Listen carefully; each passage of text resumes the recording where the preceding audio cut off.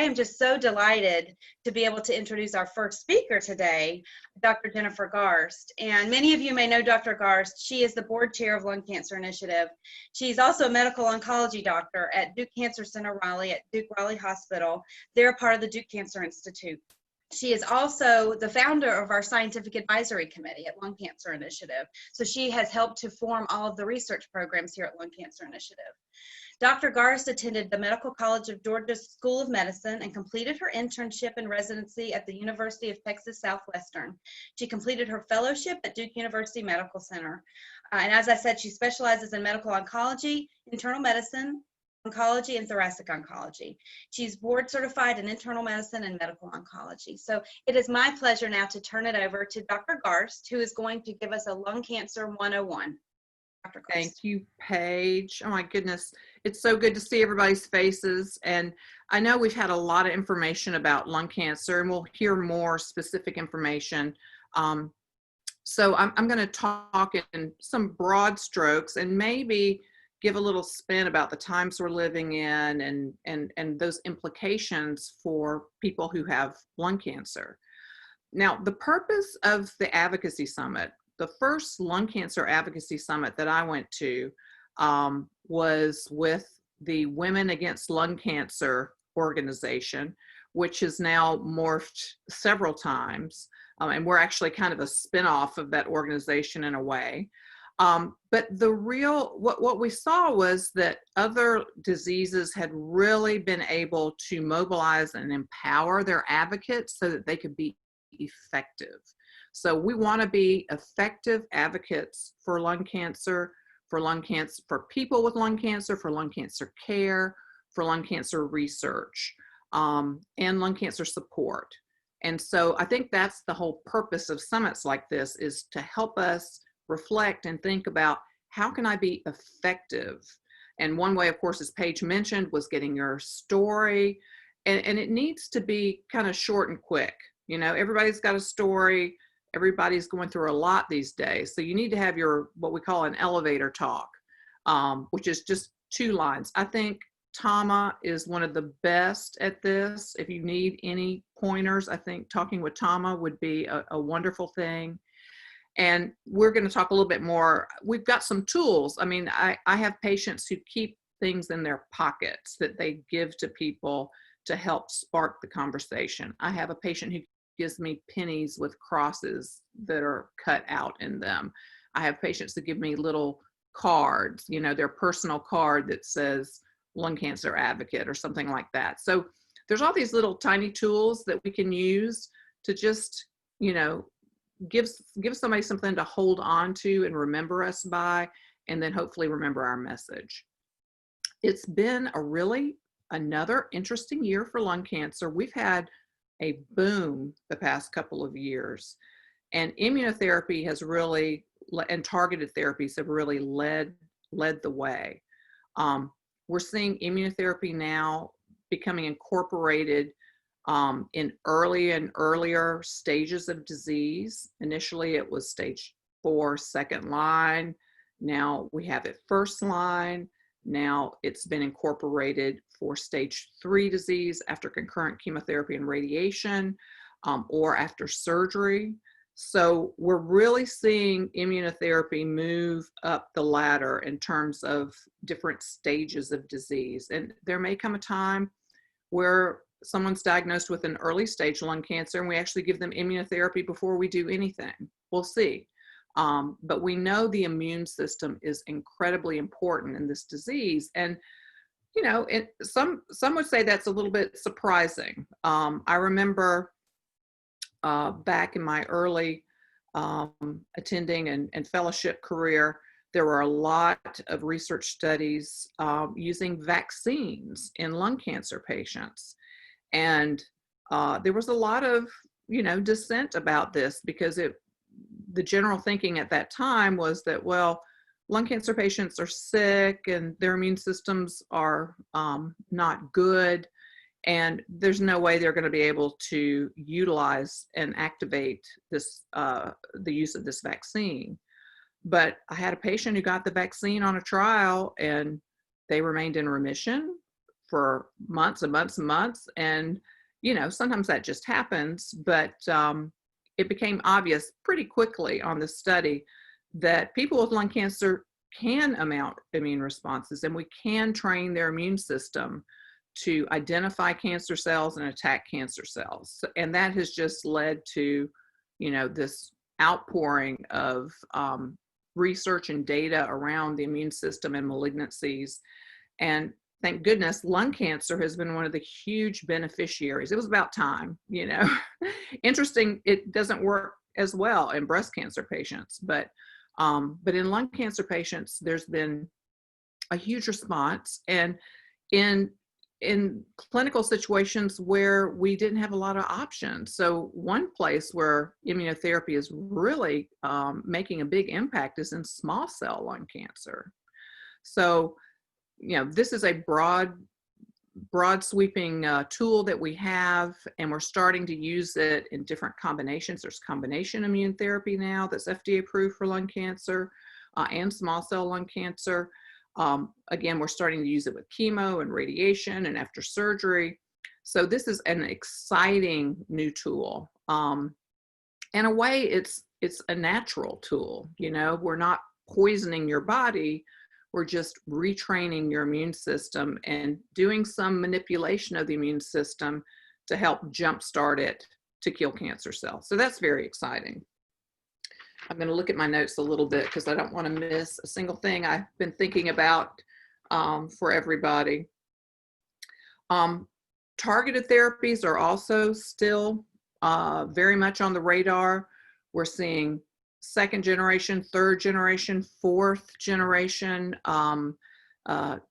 pills, targeted molecules that people can take if the lung cancer in their body happens to express one of these mutations.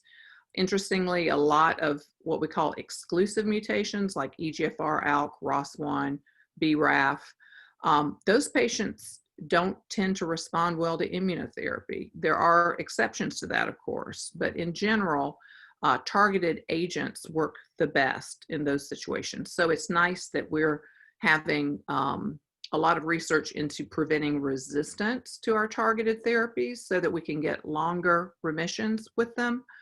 And also ways that we can boost their efficacy. And so those studies and those drugs are right here coming down the pipe very soon. So if you're in one of those situations, just hold on. I tell people you got to just stay one step ahead of the science because the science is really active in this area right now. I don't want to forget to talk a little bit about lung screening. And because of all the COVID situation that we're in, the medical system has been altered dramatically. Back in March, you know, we were told to move out of our cancer clinic because it was pretty much set up with oxygen and IVs and things like that so that they could turn our clinic into a MASH unit if we needed it to take care of patients. So we moved off campus to a different site. We were told to cancel all elective surgeries, all elective procedures. And if anyone had a procedure that was invasive, they had to have COVID testing before they could have that procedure. So you can imagine we weren't prepared for all this. We didn't have the protocols in place. We didn't have the infrastructure in place. We do now. And so I think that's why things are getting a lot better. But back in March, we didn't have any idea of how to navigate this because it was so novel and new. But that basically put the medical system at a halt. And so a lot of my patients missed their CAT scan appointments. I think a lot of people, if they felt ill, were too frightened to go see their doctor. And I want to encourage you, if you don't feel well or if you need a regular follow-up, you can certainly do a tele-visit with your doctor. I don't personally think those are as effective as in person, but I can tell you our screening at our medical facilities now is very good. We're taking everybody's temperature, we're screening everyone who walks in the door. So, and of course, people who have any suspicion of having COVID are taken down a completely different, physically separated facility. So I want you to feel safe going to seek medical care. Do not wait. Do not put things off. I want you to feel safe. Go and get your CAT scan. Please take care of your health, because as I'm going to mention in just a minute, our overall health in this situation is extremely important. And with a lot of other responsibilities removed right now, meetings and travel and things like that, I know other responsibilities, especially people who have young children, are getting piled on. But I think it's a really good time to just reflect on our overall health and ways that we can improve our overall health, because that will improve our immune system, which will improve our ability to respond to cancer treatments and also to react appropriately and defend us against infections like COVID and flu and other things. So our medical system has been closed down. So it's interesting. We're opening back up now. We've got protocols in place. And again, you should be able to access care. But it'll be interesting to see what effect COVID's going to have on lung screening. Again, that may get pushed to the back burner. So I want to remind you that anyone age 55 to 80 who smoked for a pack a day for 30 years or that equivalent and is either still smoking or stopped smoking with the past 15 years is eligible for a low dose CAT scan of the chest. This is a CT that is specifically designed to look at the lungs. There's no contrast, no IVs. It takes a 1/16 of a second to get it done. You're pretty much in and out. And we can look at the lungs and see if there's any areas that we're concerned about or that we should monitor.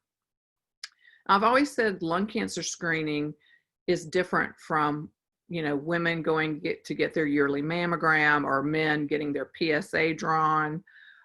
There's a lot more anxiety around lung cancer screening for some reason. I think maybe people feel like, well, maybe I haven't taken care of my health the way I should have. What is this going to show? I have a loved one who had lung cancer. Is this going to happen to me? So there's a lot of anxiety around lung cancer screening. And so we need to reassure people that it's better to know, it's better to have data, it's better to learn about things early, and it's better to get a baseline so that if some point in the future there are changes in the lungs, we'll know what it looked like in a relatively stable situation. So we have one thing I thought that would be pretty easy in terms of advocacy for lung screening. We developed a self-risk assessment tool for lung screening several years back, and those are still available. And that would be a nice little card that you could keep in your car, and you could tell your story about lung cancer. I don't want this to happen to you. Have you considered screening? That would be an easy thing, I think, to help guide people towards if they had questions about lung cancer. So you can talk to Jenny or Paige, and we can get you set up with those little cards, and you can keep them in your purse or keep them in your truck or wherever you store things. There is some talk that we may be revising these guidelines to make, because one of the complaints that I hear now is they're fairly restrictive. But there is talk that we might be able to revise the guidelines to take the age down to 50 and the smoking history to 20 years. We'll see what happens in the next months with that. But I think it would be a good thing to broaden those criteria so that we can capture more patients and get them screened properly. So lung screening is a great way to advocate and fairly easy. All right, so the last thing I want to talk about, because this seems to be the biggest topic in my clinic these days, is what does COVID mean to someone who's had lung cancer, and where do I fall in the risk factors? So anyone who's had lung cancer should be considered high risk, and that means you need to protect yourself. You need to be smart about your contacts and the contact in your house. Recently, one of my patients got COVID. She caught it from her husband, who, was not going to have his life impacted in any way by this and was out running around all over the place. He caught COVID, then he gave it to her, and she's fine. She surprisingly, because she was pretty sick from her cancer when she got COVID. But she was able to fight it off and is doing well. But just be aware that you are in a high risk population. Now, when we talk about high risk, the criteria seem to be developing. We know so much more about this disease now than we did back in March. But the elderly are probably one of the highest risk group. And by elderly, we're going to define that. It seems like the risk starts going up pretty significantly around 65. You get into the over 80 group, and that's extremely high risk for dying of complications from COVID. So figure out, what's your age group. I know we feel younger than our stated age, and many of us are, but just know those are the statistics. The elderly are at highest risk. And this is, again, we look at different pandemics or different infections that we've dealt with in our lifetime or even before. One of the horrible things about the Spanish flu in 1918, I think it was, or 1912, something like that, was that it killed young, healthy people. It didn't seem to hit older populations or young populations. It was really decimating soldiers who were coming back from war. And then we look at swine flu that was, I don't know, in the early 2000s. And I don't know if you remember, but pregnant women were particularly vulnerable to swine flu. And when the vaccine came out, pregnant women were prioritized above everybody else to get the vaccine. COVID seems to be a disease of the elderly and infirmed and the metabolically unhealthy. So, what can we do about that phenotype of this cancer? Well, we can't really change our age. We can't really change the situation we're in with our cancer. I mean, that's there and we're getting treatment, but we can't really do much to change that other than the therapies that we're getting. But our metabolic health, we can work on that. And I think this is one of the biggest disappointments, I guess is the best way to put it, that I have in our government and our healthcare community, is that we've talked a lot about appropriate things, sheltering in place if you're in a vulnerable group, wearing a mask when you're out in public in large groups. Certainly, if you are out walking around your neighborhood and there's no one within 20 feet of you, you don't need to wear a mask. I know it makes it hard to breathe. And that's another thing that I've been running into with my patient population is masks. They have trouble breathing as it is, and a mask really makes it hard to breathe. So if you are outside and there is no one within a rock throw of you, you are safe to not wear a mask in that situation. Social distancing is important. I know another thing I hear, and I saw in the comments as well, people really miss their grandchildren. Unfortunately, children are one of the carriers of this disease. They can have it and not have any symptoms and be infective, although there is some data that may not be quite as, I don't know, I've seen mixed information about it, but there may be data that children may not be quite as infectious as other people. But at any rate, Zoom talk with your kids. If everybody's been sheltering in place and you have your little family bubble, which a lot of us have, then you can be together outside, again, socially distanced. If you are outside wearing a mask and socially distancing, the transmission rate is 0. So again, look for those outdoor opportunities. And again, I'm going to mention in a second the importance of vitamin D, but being outdoors is very important right now. Don't hide in your house. I want you out on your porch. I want you in your garden. I want you working in your yard. I want you walking around your neighborhood. Being outside is very important right now. The other risk groups, I think everybody knows, obesity is a high risk group. And again, this is something that we can take this time that we have and work on. We know that insulin resistance, diabetes, these people really get hit hard with COVID. It has a huge impact on their immune system. So take this time to figure out an eating plan that makes sense and losing weight is 95% what you put in your mouth.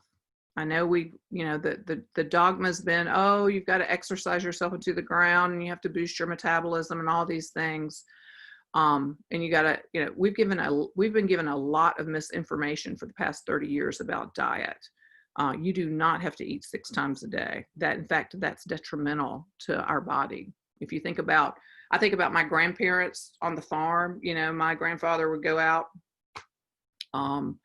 he would get up, eat a big breakfast, bacon and eggs type thing. He would go out, he'd work all day long, come back in at 4, eat again. He was not snacking all day long. He wasn't eating out of boredom. And he wasn't starving to death when he was out there doing physical work, because his body had been taught to use his fat stores. So it's important to not eat all the time. You want to eat, if you need to eat 3 times a day, that's fine. Try to whittle it down to 2.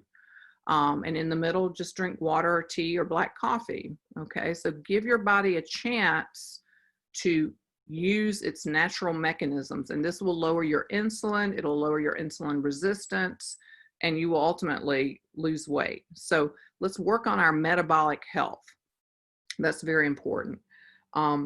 Just to kind of summarize things again, the other things we can do to improve our immune system.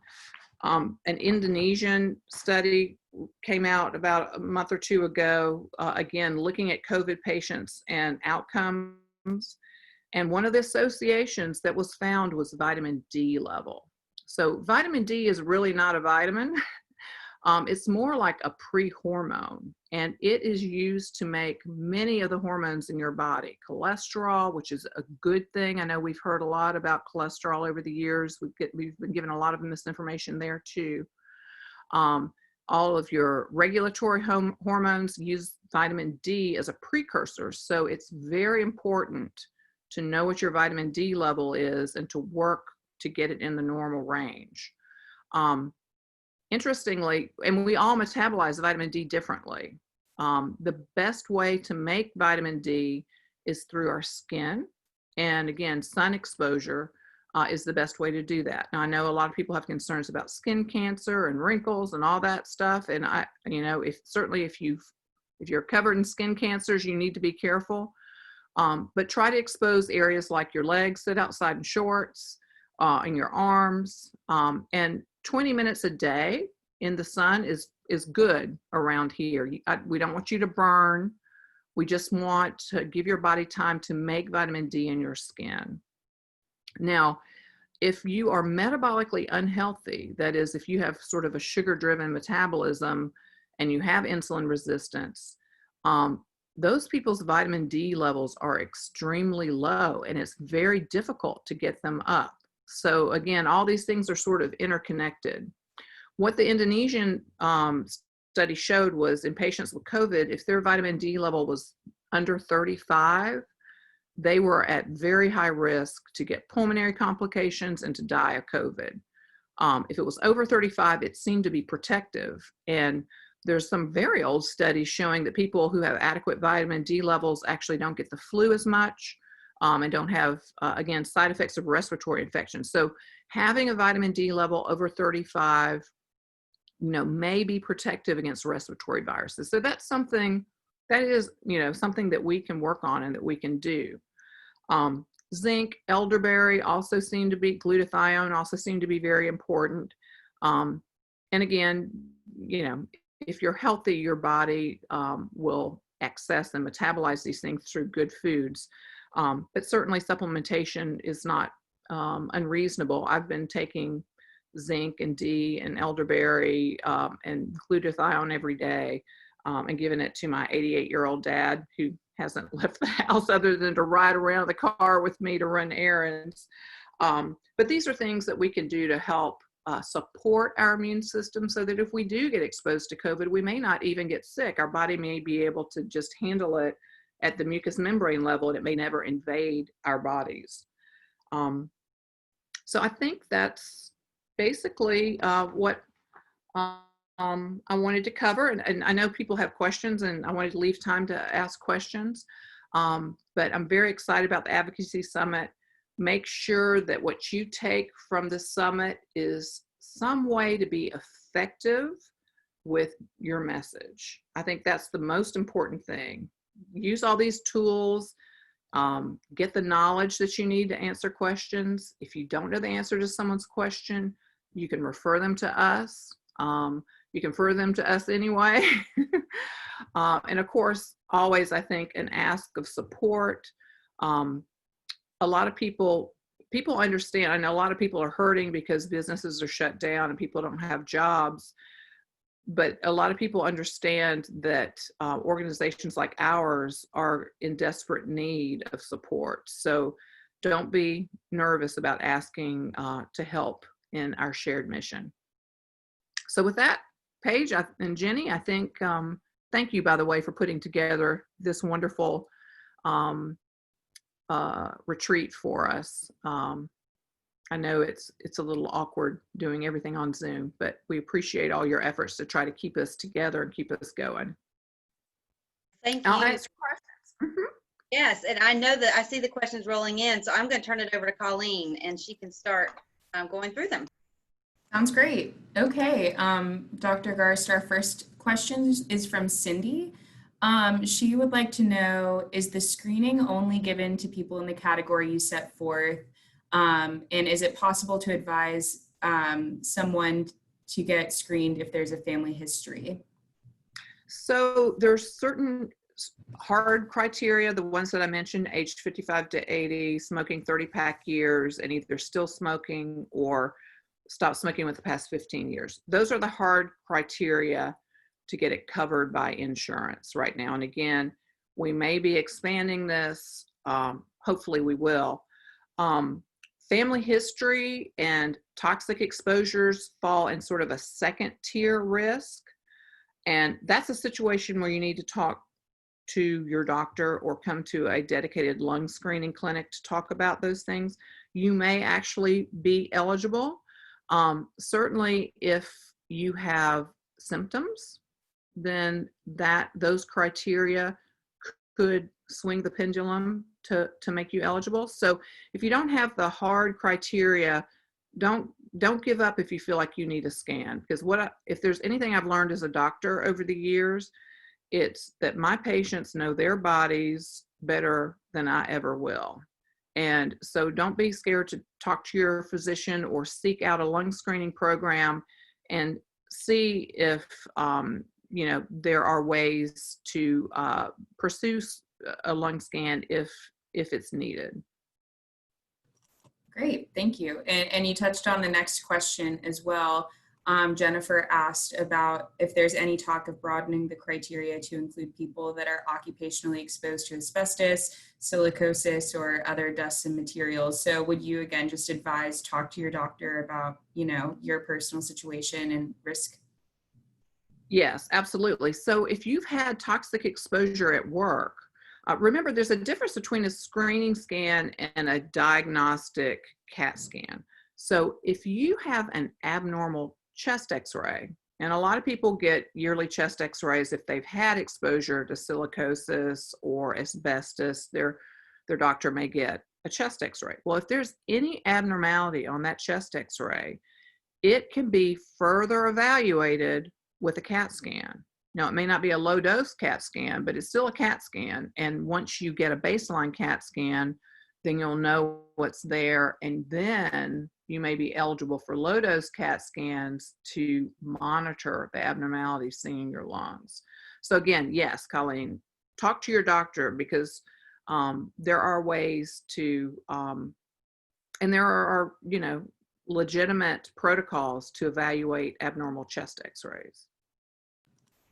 Great, thanks.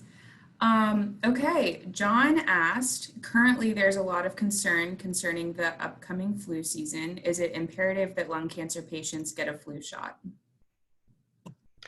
Yes, I recommend a flu shot, a high dose flu shot for everybody who's had lung cancer. Even if you're under 65, ask for the high dose one based on being an at-risk group.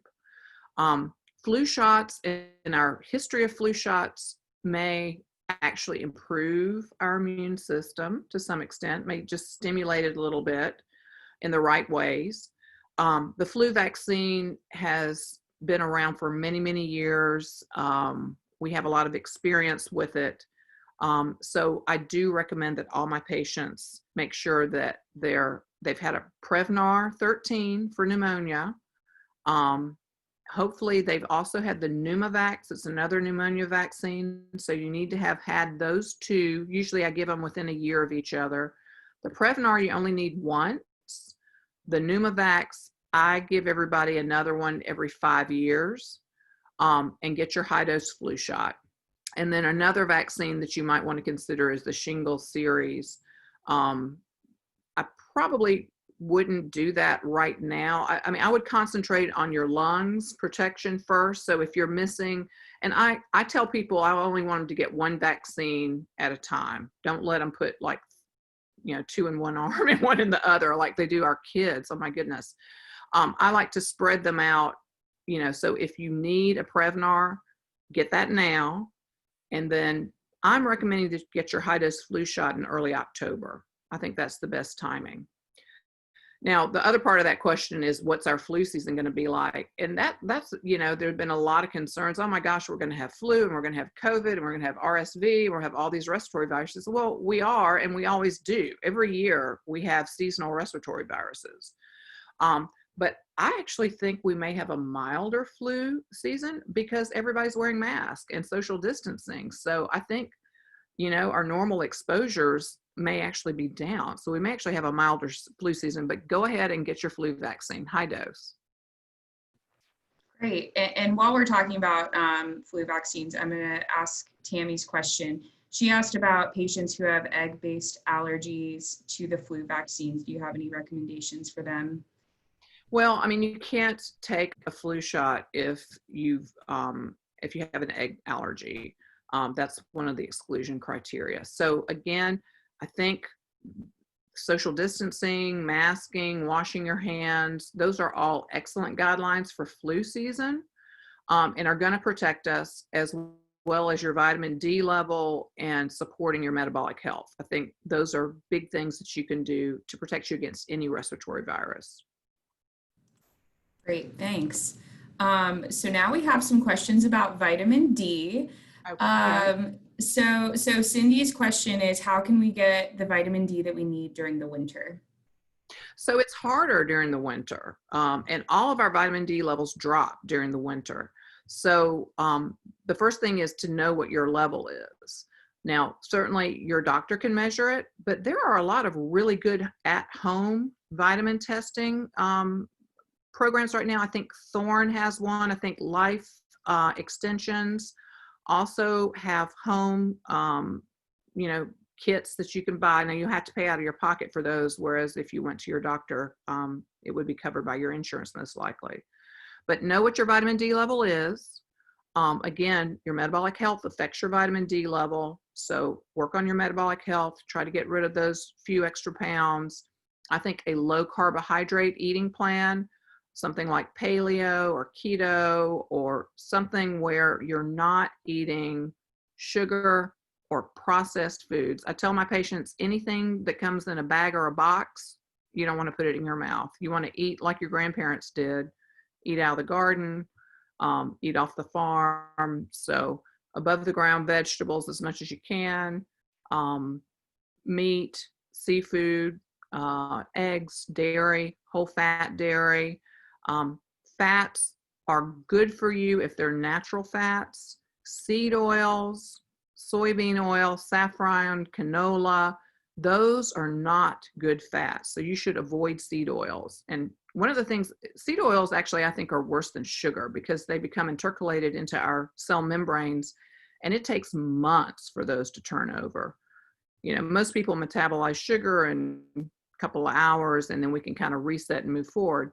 You eat rancid oils or seed oils that interfere with your immune system, and you're dealing with that for a long time. So cook with ghee, olive oil, coconut oil. Those are good oils to cook with, and avoid all the vegetable oils, seed oils, canola oil, as much as you can. Thank you. So anyway, I'm sorry, I don't think I answered the question completely, but know what your vitamin D level is. Everyone metabolizes vitamin D differently. Sit in the sun with skin exposed and no sunscreen for 20 minutes. Then if you want to stay outside, put your sunscreen on and cover your skin, you know, if you need to protect your skin. But for most people, 20 minutes is good this time of year where we live. It's going to get harder, like she mentioned, through the winter.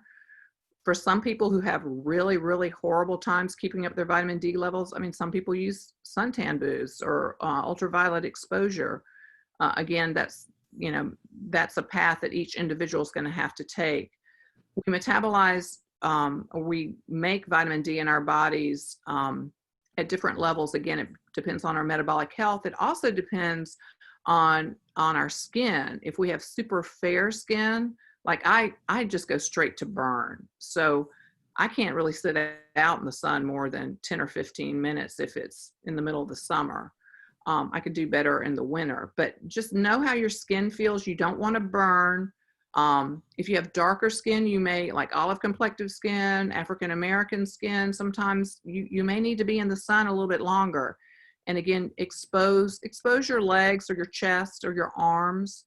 I know I want to protect my face, you know, because sun does other things too. But those are ways, basically get outside. Making your own vitamin D and improving your metabolic health is the best way. But many of us, including myself, I take 5,000 units a day. And that's what I need to keep my vitamin D level up. For years, my vitamin D level was in the 20s. And in the past few years, I've improved my metabolic health. I've lost a lot of the extra weight I was carrying. I've become, you know, I've been outside more. And my last vitamin D level was 88. And that's a reflection of my improvement in metabolic health, my supplementation, and just making it an active goal. It's something that I've really been working on with my health plan for myself. Absolutely. So get outside. Take your supplement. You may need more than $5,000 units a day. Great. Well, I just want to ask one last question quickly. If you have any advice with red meat, Cindy was asking, like if, you know, as a doctor, if you're okay with that. So absolutely. So red meat and fat has been villainized, and there was just actually one of the major cardiology groups, I forget which one, a week or two ago released a statement having looked at retrospectively saturated fat, and they admitted that there is no association between saturated fat and heart disease. So don't be scared of red meat. What you need to be scared of are those bad oils and processed carbohydrates. Those are the things you really need to be scared of, because those affect our metabolism. So I eat red meat every single day. And my HDLs were 80 and my triglycerides were 80. I'm in that perfect 1-to-1 ratio. So total cholesterol is, you don't even need to look at that number. The key factor for coronary artery risk is your HDL and triglyceride ratio. You want it to be around 1. And if you're really concerned about your cardiac risk, you can get what's called a calcium artery score. It is very much like the screening lung scan. It's almost the exact same test, but they look at your coronary arteries and see how much calcium is deposited. And if your score is 0 on that, then your risk of having a heart attack in 10 years is 0. If your risk is elevated, well, then you know to work to get inflammation out of your body. But red meat is not the culprit if it is not combined with the hamburger bun. Okay, if you combine red meat with bad carbohydrates and bad oils, then it's not going to be good. So you need to eat good. As I tell people, to get the best quality meat that they can afford. And I know, you know, meat is expensive, but one of my friends eats McDonald's hamburgers every day. Okay, McDonald's has an all beef patty They don't use any vegetable oils. They just use beef and salt. And she gets them where she lives for $1 a patty. So she eats McDonald's, but no bun, you know, no mayonnaise that has soy oil in it. If you want to use mayonnaise, make your own mayonnaise. If you can afford grass-fed, grass-finished beef, that is your best option. Great, thank you. And Tammy, and I think others as well, were interested if maybe you could send in the chat the list of supplements that you recommended. Okay. That would be great. But I think that's all the time we have for questions. So Paige, I'll turn it over to you. Thanks, Dr. Garst. Thank you. And I'll try to get the doses and the brands that I use, because you want to use good quality supplements. So I don't take a lot, but I'll put in how I've, you know, kind of shifted my supplements around during the COVID era. All right. Thank you to everybody. I appreciate your attention. I hope this was helpful and interesting for you, and enjoy the rest of your day and go out there and advocate. Thank you so much, Dr. Garst. That was wonderful. And thank you all for the good questions too, and Dr. Garst for the very, very helpful answers. We are now going to talk a little bit more about advancements in lung cancer and personalized medicine. So we have a wonderful panel for you, and I am going to introduce all three of our panelists, and then they'll provide their updates for you, and then we'll have time for questions at the end. And as Colleen's been doing, you know, if you think of something during the presentation, go ahead and put it in the chat, because we'll have time for those at the end. But Dr. Catherine Milam is our first speaker, and she's been with Atrium Health and Hematology Oncology since completing her fellowship at Vanderbilt 11 years ago. She is currently chief of the section of thoracic medical oncology and associate professor at Levine Cancer Institute. She's been awarded Atrium Health's Provider of the Quarter and Patient Experience Top Care Provider, as well as Charlotte Magazine's Peer Selected Top Doctor for multiple years. She's a graduate of the ASCO Leadership Development Program and is the chair of the ASCO Cancer Research Committee. She's also a member of Lung Cancer Initiative Scientific Advisory Committee. Dr. Jeff Petty is the director of the Thoracic Oncology Program at Wake Forest and the chair of Lung Cancer Initiative Scientific Advisory Committee. He completed medical school at UNC, residency at Duke, and fellowship at Dartmouth. His interest in lung cancer started as a resident at Duke when he was mentored by Dr. Jeff Crawford. He has maintained an interest in lung cancer throughout his career, and he is a member of the Respiratory Committee for Alliance. He has a strong interest in targeted agents, which he will discuss today. And finally, Tammy Allred. Tammy has been an oncology nurse for 35 years in the areas of inpatient, outpatient, radiation, and chemotherapy and hospice nursing until coming to UNC in 2001. Once at UNC, she worked in areas of infusion and clinical trials before obtaining her dream job as a nurse navigator. For the past 15 years at UNC, she's been one of the thoracic oncology nurse navigators, constant lung cancer patient advocate, volunteer, and a former LCI board member. So it's my pleasure now to turn it over to our panel, and I believe we're starting with Dr. Milam. Yeah, so can you hear me? Okay, great, thank you. Just want to make sure, many thanks to the Lung Cancer Initiative of North Carolina for the opportunity to participate in this Advocacy Summit. I know yesterday was really about stories, and today in this panel we're going to talk about personalized medicine. It's truly my pleasure to focus on the history of lung cancer treatment, and although the theme is personalized medicine, we really need to understand how we got to where we are today. Dr. Petty is going to really focus on the today component of personalization. However, you know, that wasn't the case decades not too far ago. And it's really important to understand the historical significance in this in order to appreciate the advancements in the treatment of lung cancer, but also to recognize where there's still unmet need. So I get to go back 100 years ago. Lung cancer was a reportable condition. Now it accounts for more cancer-related deaths worldwide than any other malignancy. But in 1912, Adler published a book titled Primary Malignant Growths of the Lung and Bronchi, where he reported all of the cases on lung cancer in the published literature worldwide. He could verify only 374 cases.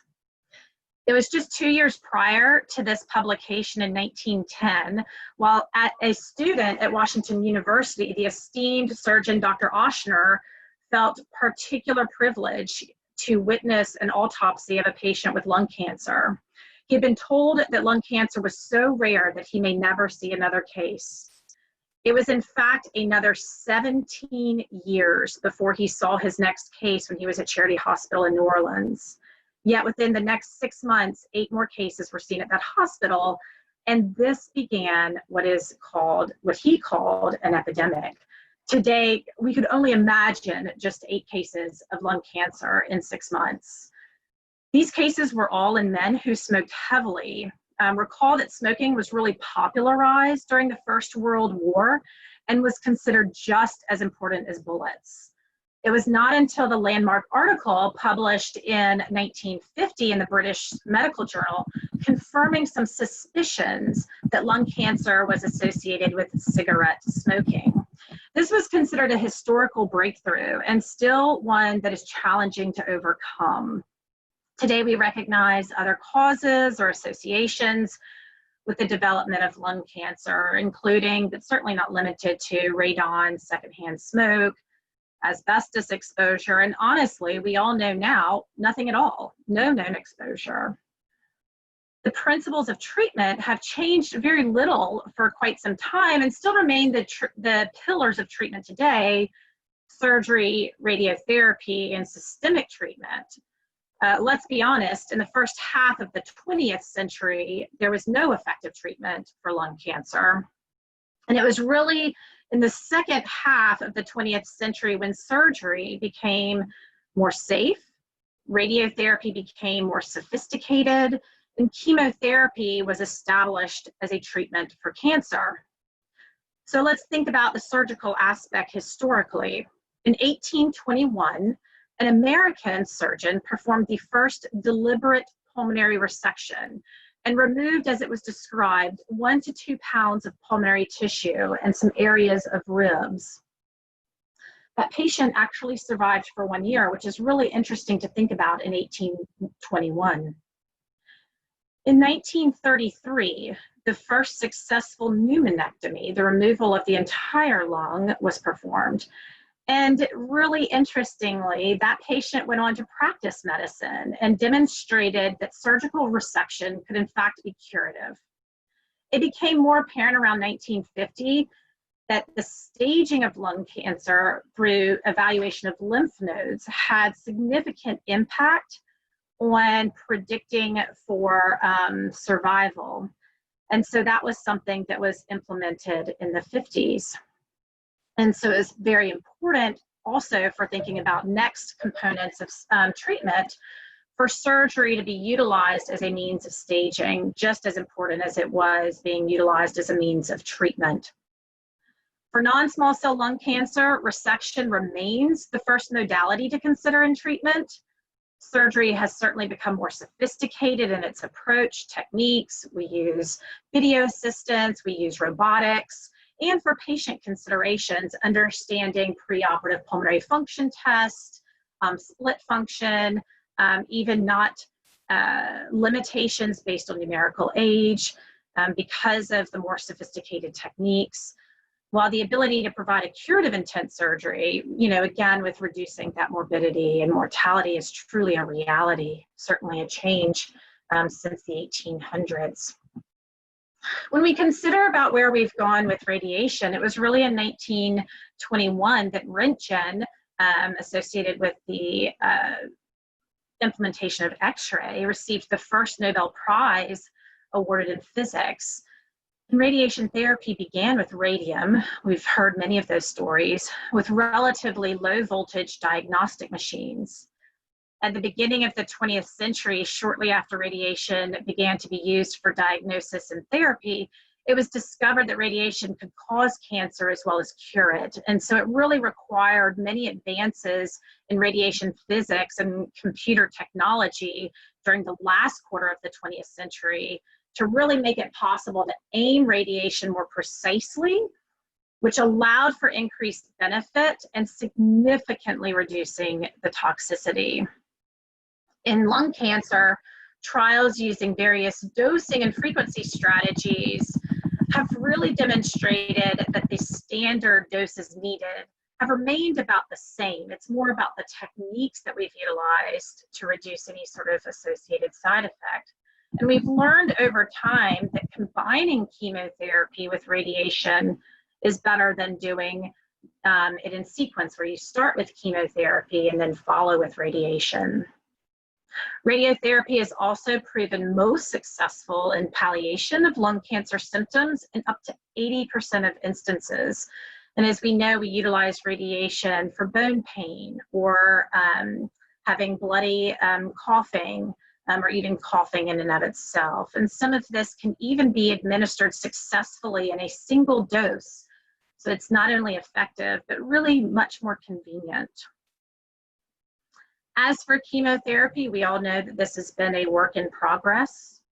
Early trials in the treatment with chemotherapy and the treatment for advanced lung cancer showed response rates of 10 to 15%. And the gain over best supportive care was really about 6 weeks. And yet this was something that was very novel and important in the advancement. The advantages were seen initially with what was considered at the time cisplatin as a new agent, and any combinations with cisplatin, which we still use today as the backbone of a lot of treatments of lung cancer, either cisplatin or carboplatin. And this was when cisplatin was developed, it was considered to be a new alkylating agent. So what was the old alkylating agent? That was nitrogen mustard. Nitrogen mustard was the first chemotherapy. And nitrogen mustard is a derivative of nitrogen gas, which was first used in World War I as a chemical warfare agent.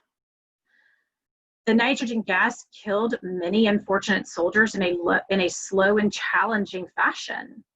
However, as Einstein said, in the middle of difficulty lies opportunity, and we've seen many different versions of this quote, and use this as a pillar to move towards success. And interestingly, 2 decades later, with World War II looming, researchers feared a repeat in that mustard gas attack and were trying to create antidotes. And so 2 doctors at Yale discovered that many of the affected soldiers had low numbers of immune cells in their blood. They had low blood counts. And so Goodman and Gilman, these 2 doctors at Yale, hypothesized that if mustard gas could destroy normal, bless you, white blood cells, it could likely destroy cancer cells. And so one patient's story with the initials JD had advanced lymphoma that was very bulky with many swollen lymph nodes and was treated with nitrogen mustard. And it was noted that his cancer regressed and his quality of life improved because he was able to swallow and breathe easier around his neck. This was sustained for over 6 months. And this really started the new era of cancer treatment, which, as we know today, is chemotherapy. All drugs that followed work in that same basic way by destroying growing cells, and we know that cancer grows in a similar fashion. Cisplatin and carboplatin work in similar ways to that nitrogen mustard. In fact, cisplatin has 2 critical chlorine atoms that's really the same as what we see in mustard gas. Really interesting, just kind of historical significance about understanding how far we've come from just observations and learning from our fellow soldiers in World War I. Then with the new millennium, if anybody remembers 2000, Y2K, whatever you remembered it as, and were fearing that was going to happen to your computer, or your car, or your life as soon as it turned 2000, it was really when newer agents emerged, which started to provide slightly better survival. Pemetrexed, which is Alimta, was a tremendous addition to the arsenal for the treatment of lung cancer. We're practically celebrating its FDA anniversary, which is actually August 19th, 2004. I'm glad to say I wasn't around for the discovery of nitrogen mustard, But I definitely remember the very first patient that I placed on clinical trial on pemetrexed, and the first patient after it was FDA approved that I put on it at the VA in Nashville, Tennessee. So interesting, we have learned that it provides significant benefit to those with adenocarcinoma of the lung, but resulted in actually detriment to squamous cell lung cancer. And so there's that differentiation in the utilization of pemetrexed. We gained bevacizumab or Avastin, which is an anti-blood vessel growth agent, not a chemotherapy.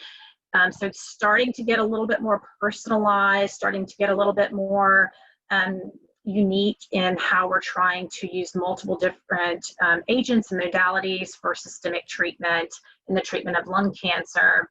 And bevacizumab got its FDA approval October 11th, 2006.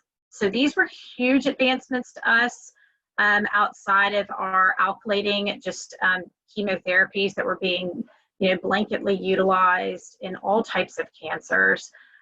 Again, bevacizumab was something that was not recommended based on side effects and outcomes in squamous cell lung cancer, but provided benefit in non-small cell lung cancer. And although we celebrate these advances and continue to do so because they still remain backbones of our treatment, the overall benefit has really been very modest and has not allowed for the leaps and bounds that we've experienced more recently. Maybe one of the greatest advancements in modern chemotherapy has really been the ease of administration.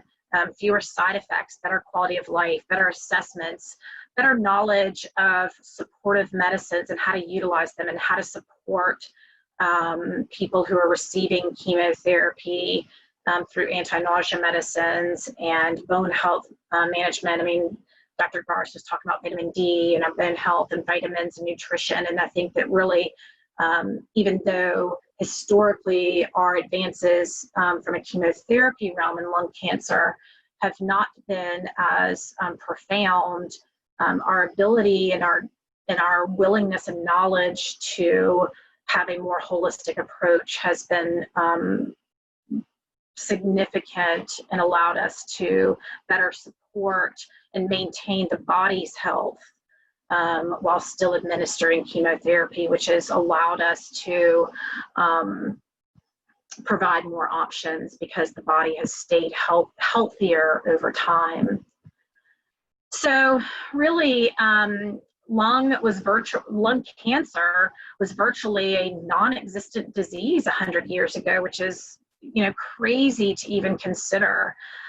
Certainly recognizing smoking as one of the most significant causal agents has been an instrumental advancement in recognizing that and calling that out, and being able to assist people in the management of smoking. Our technical advances in imaging, our surgical techniques, the use of chemotherapy and radiotherapy have brought small improvements in survival.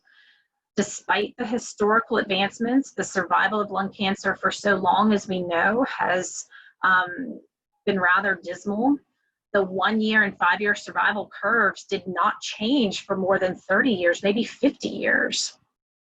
I will tell you that this is a historical year. On August 12th, y'all, it is August 22nd. So on August 12th of 2020, the NCI published in the New England Journal of Medicine updated survival information in lung cancer. Deaths from non-small cell lung cancer decreased 3.2% each year from 2006 to 2013. Interestingly, 2013 corresponds to the time when clinicians began routinely testing for genetic alterations. So that's when we really started to implement our EGFR testing, and then we learned about ALK and so on and so forth, which Dr. Petty will have an opportunity to really focus on.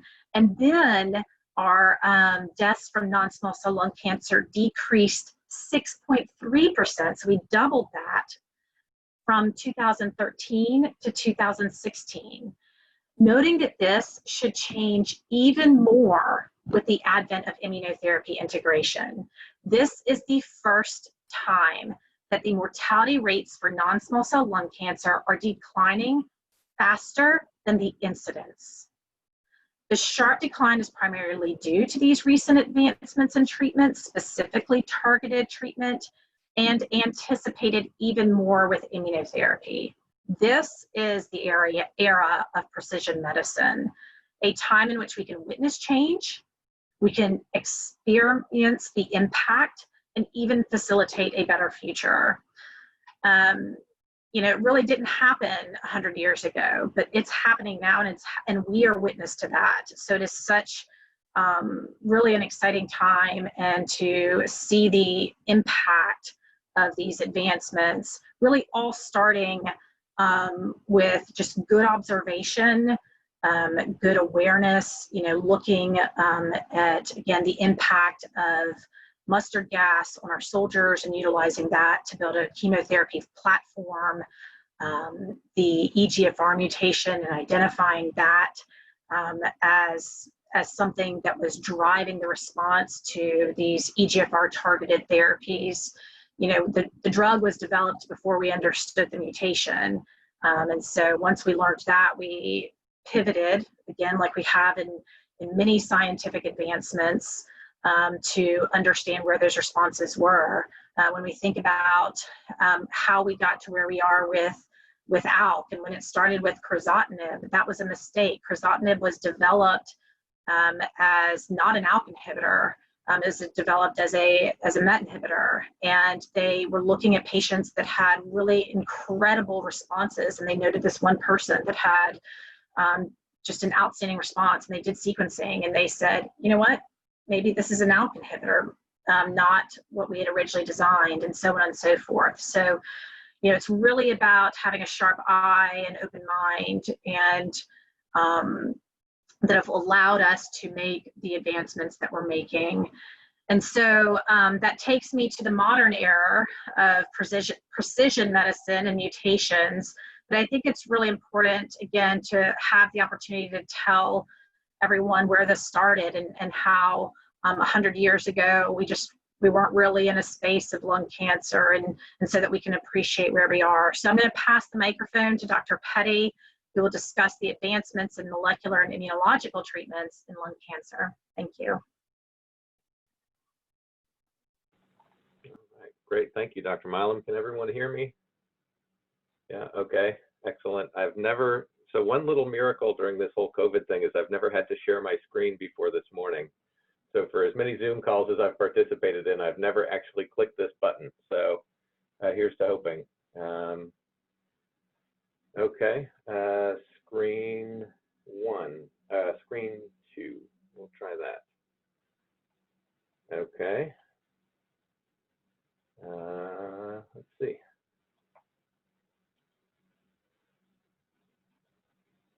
All right, is that showing up? And now I can't see you guys nodding. Jenny, can you unmute and tell me if you can actually see what I'm showing here?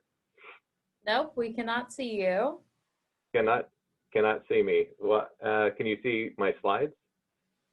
No, can't see that either. So can't see that either. Okay, so this is good, but you can hear me. I can hear you. So can you do the share screen at the bottom, the green button? Yeah, that was the button I'd never hit before, and I hit that one.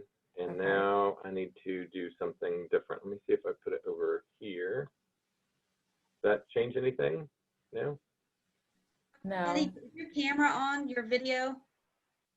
You may need to start. No, let me do this. End show, start video. Is that a prerequisite? Do you guys see something?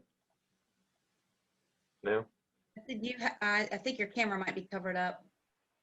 Oh, I don't have a camera on this one, so it's just, I said start video, unmuted, and then it asked me which screen to use. What if I do screen one? Do you guys see that? No? Share, oh, screen two, share. Jenny, do you have Dr. Petty's slides? I do, yep. Oh, here we go. We can see We that can now, see it Dr. now. Petty. You can? Okay. All right. Yep. All right.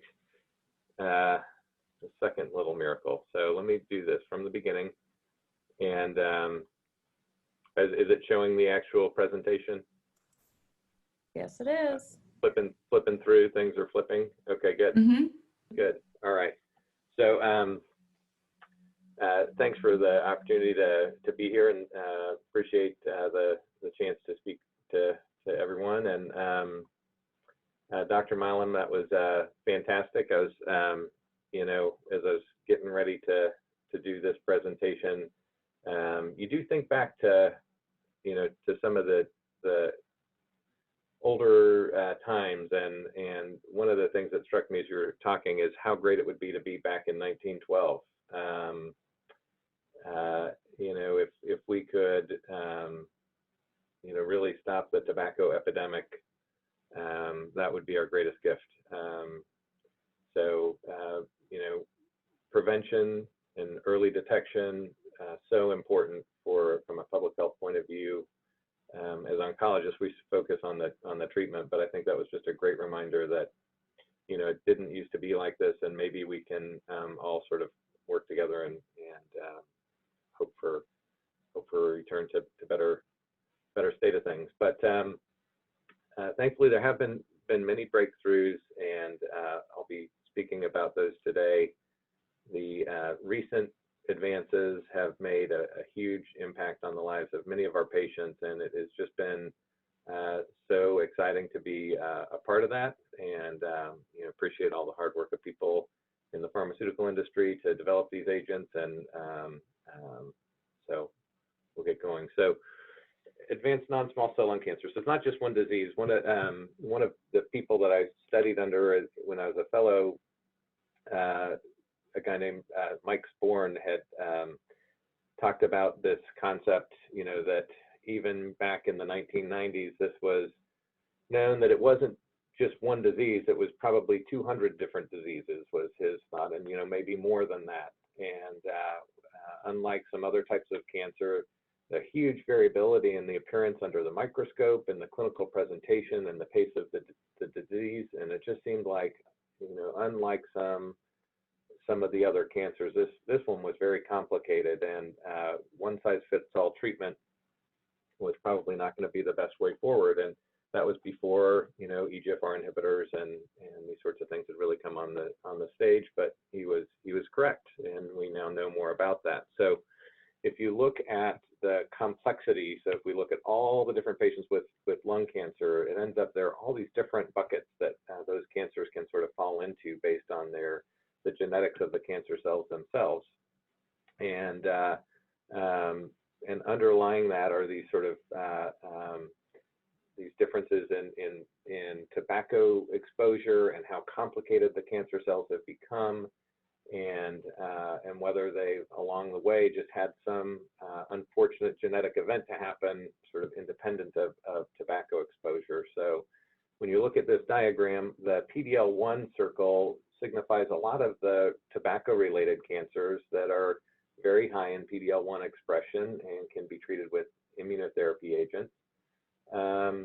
And we've sorted out many other genetically driven cancers that can be treated with oral agents, and those are shown in some of these other circles. So EGFR was the first, Alkh, and then these other ones that we've started seeing. We've known that some of these genetic events exist in clusters in lung cancer patients, but it's only recently that there have been effective agents to treat some of these.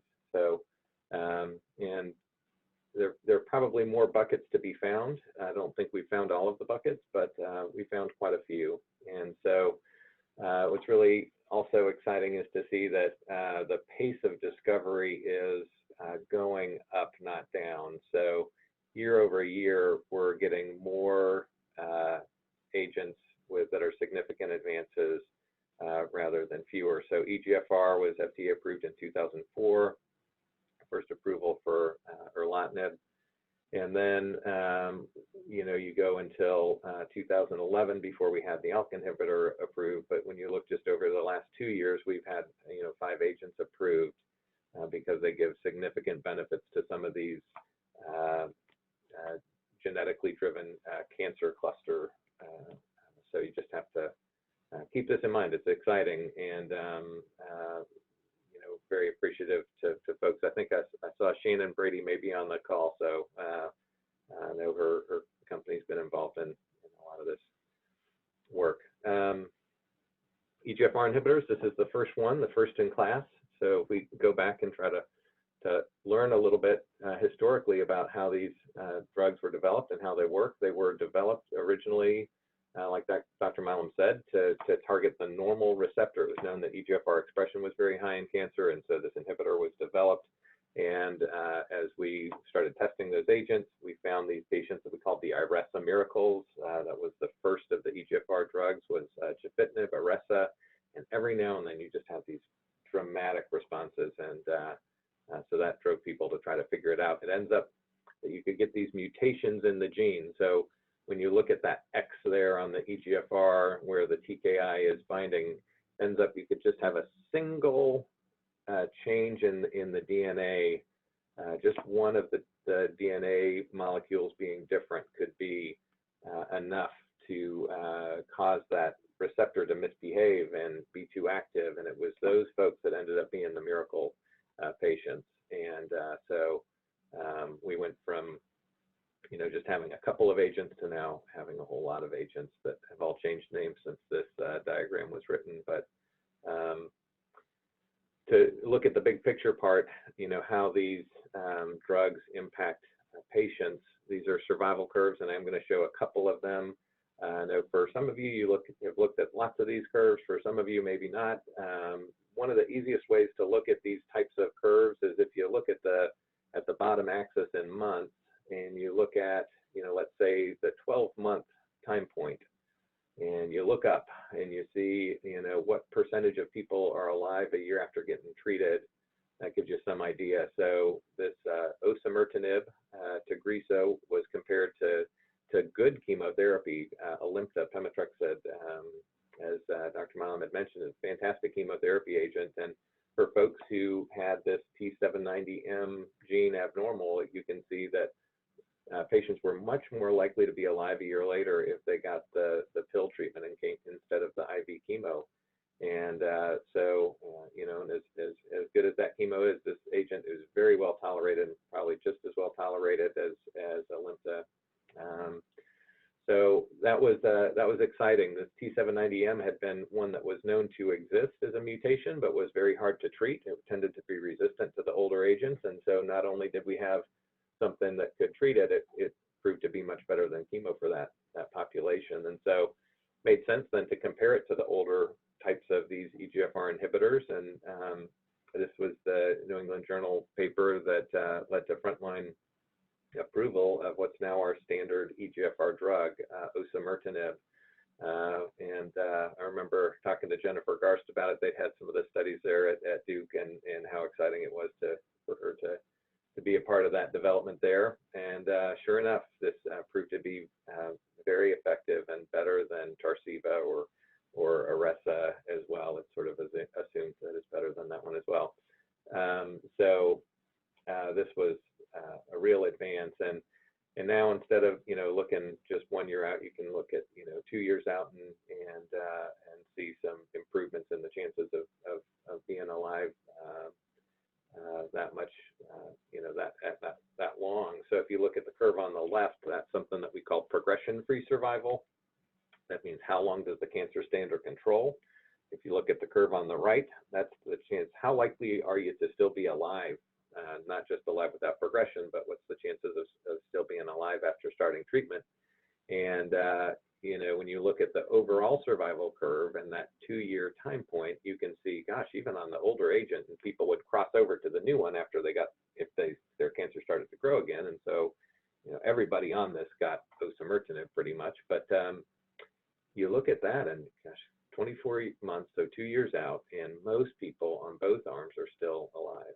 So that's part of the big picture that I'll try to talk about at the end of this presentation. Alkh inhibitors were the next group that had the big breakthrough. Alkh is very different in terms of how it works as a gene. Instead of just one little molecule in the gene going wrong, this is a story where as the cancer cell develops, sometimes the whole chromosomes flip. and you get one chromosome that's flipped onto another chromosome. And so the tests for these kinds of, we call rearrangements, gene rearrangements, have this special technology, just kind of interesting to know about some of the science behind behind the curtain as far as how these things are developed. Basically, you have these fluorescent probes, and the picture down below is an actual cancer cell. And these little probes sit on the same chromosome right next to each other around this gene that you're interested in. And so if that gene hasn't been flipped, if basically the chromosome hasn't been flipped out around where that gene is, then the two probes sit right next to each other. And that's the one that doesn't have the arrow. It's the overlapping signal that has that one color that's kind of a merged color of those signals. If the gene's actually been flipped around where that thing is, then those signals separate within the cell. You can see because they're on different chromosomes now, they'll be distant from each other within the cell, and we call it a break apart. And so if it's a broken apart gene, you know that something has gotten flipped, and now your Alkh gene has gotten linked up to somewhere it's not supposed to be. So it's a very different event as far as how it happens. I think the science is kind of interesting, so it makes for a good picture. So we don't have a lot of those in the slide deck, so I gotta put that one in. So the Alkh gene can be rearranged, and it was very exciting. This was one of the first times that I'd seen a drug approved based on a phase 1B type of experience. So this is a different type of a graph, and I apologize, this is redundant for some people, but for some folks it's new to look at these things. And so these graphs, for this type of graph, we call it a waterfall plot, and I'm going to show a couple of those. And so each bar on this graph represents a patient who's had a tumor measured on their scans. If the tumor gets bigger, the bar goes up above 0. If the tumor gets smaller, it goes down below 0. So these are all patients who signed up who had this Alkh gene thing with the FISH test that I was showing, that break apart test in their cancer cells. And if they had that test positive and they got the pill, almost everyone had their cancer shrink, right? So for this initial presentation, only one patient had their cancer get bigger when they were on the pill. Everyone else had it shrink. And that was so astounding that just that dramatic, everyone's responding, oh my goodness moment, the FDA said, we have to make this available to people. We can't hold back on this. We have to go ahead and make it available because it's so clear that it works. So these waterfall plots, I'll show you a couple more of them for these, holy smokes kind of events where everyone with the proper selected type of cancer gets some degree of a response, So when you look at survival, that was reflected here in the improvements that we achieved with these pills. This is the latest pill to be approved, Alectinib, and well, actually not the latest to be approved, but probably the best first-line agent that we have at this point is Alectinib. When you compare that to Crizotinib, which was the first-generation pill targeting that Alkh gene, again, you can look at progression-free survival over on the left, clear advantage. Everyone crossed over, so if they had Crizotinib first, they all got Alectinib afterwards, and so when you look at the overall survival, they're not as separate, but I look at those more as, let's just see how well people are doing. And again, you look out 24 months and you look up at those curves, and most people are alive. And how do people feel? Okay, we've got people living longer. It's clear we're having advances, but how do people feel? Because we're talking about length of life and quality of life. We're not really talking about total cure, but we're clearly making some major benefits. Thankfully, in addition to living longer, people are living much better. And so when you look at how people feel after starting Alectinib, this was a study that we actually used for getting access to an agent for a patient who was in the hospital here about a year ago, who was very short of breath and was in the ICU and got out of the ICU, but still had very poor lung function, and then ended up the cancer that was making her sick sick was ALK positive.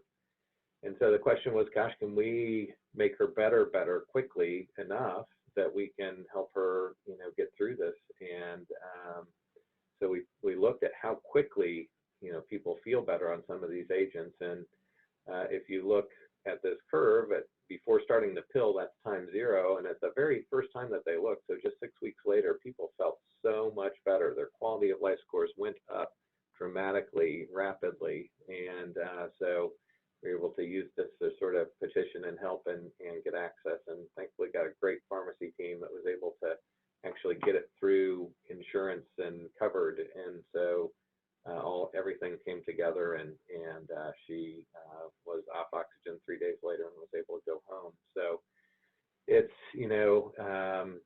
it's just made a major advance both in quality of life and length of life for people to have access if they have ALK positive disease. More precision oncology. So I said, the hits just keep coming here. Recently, it's been more and more drugs approved more and more quickly when we find these genetic clusters and get the right pill.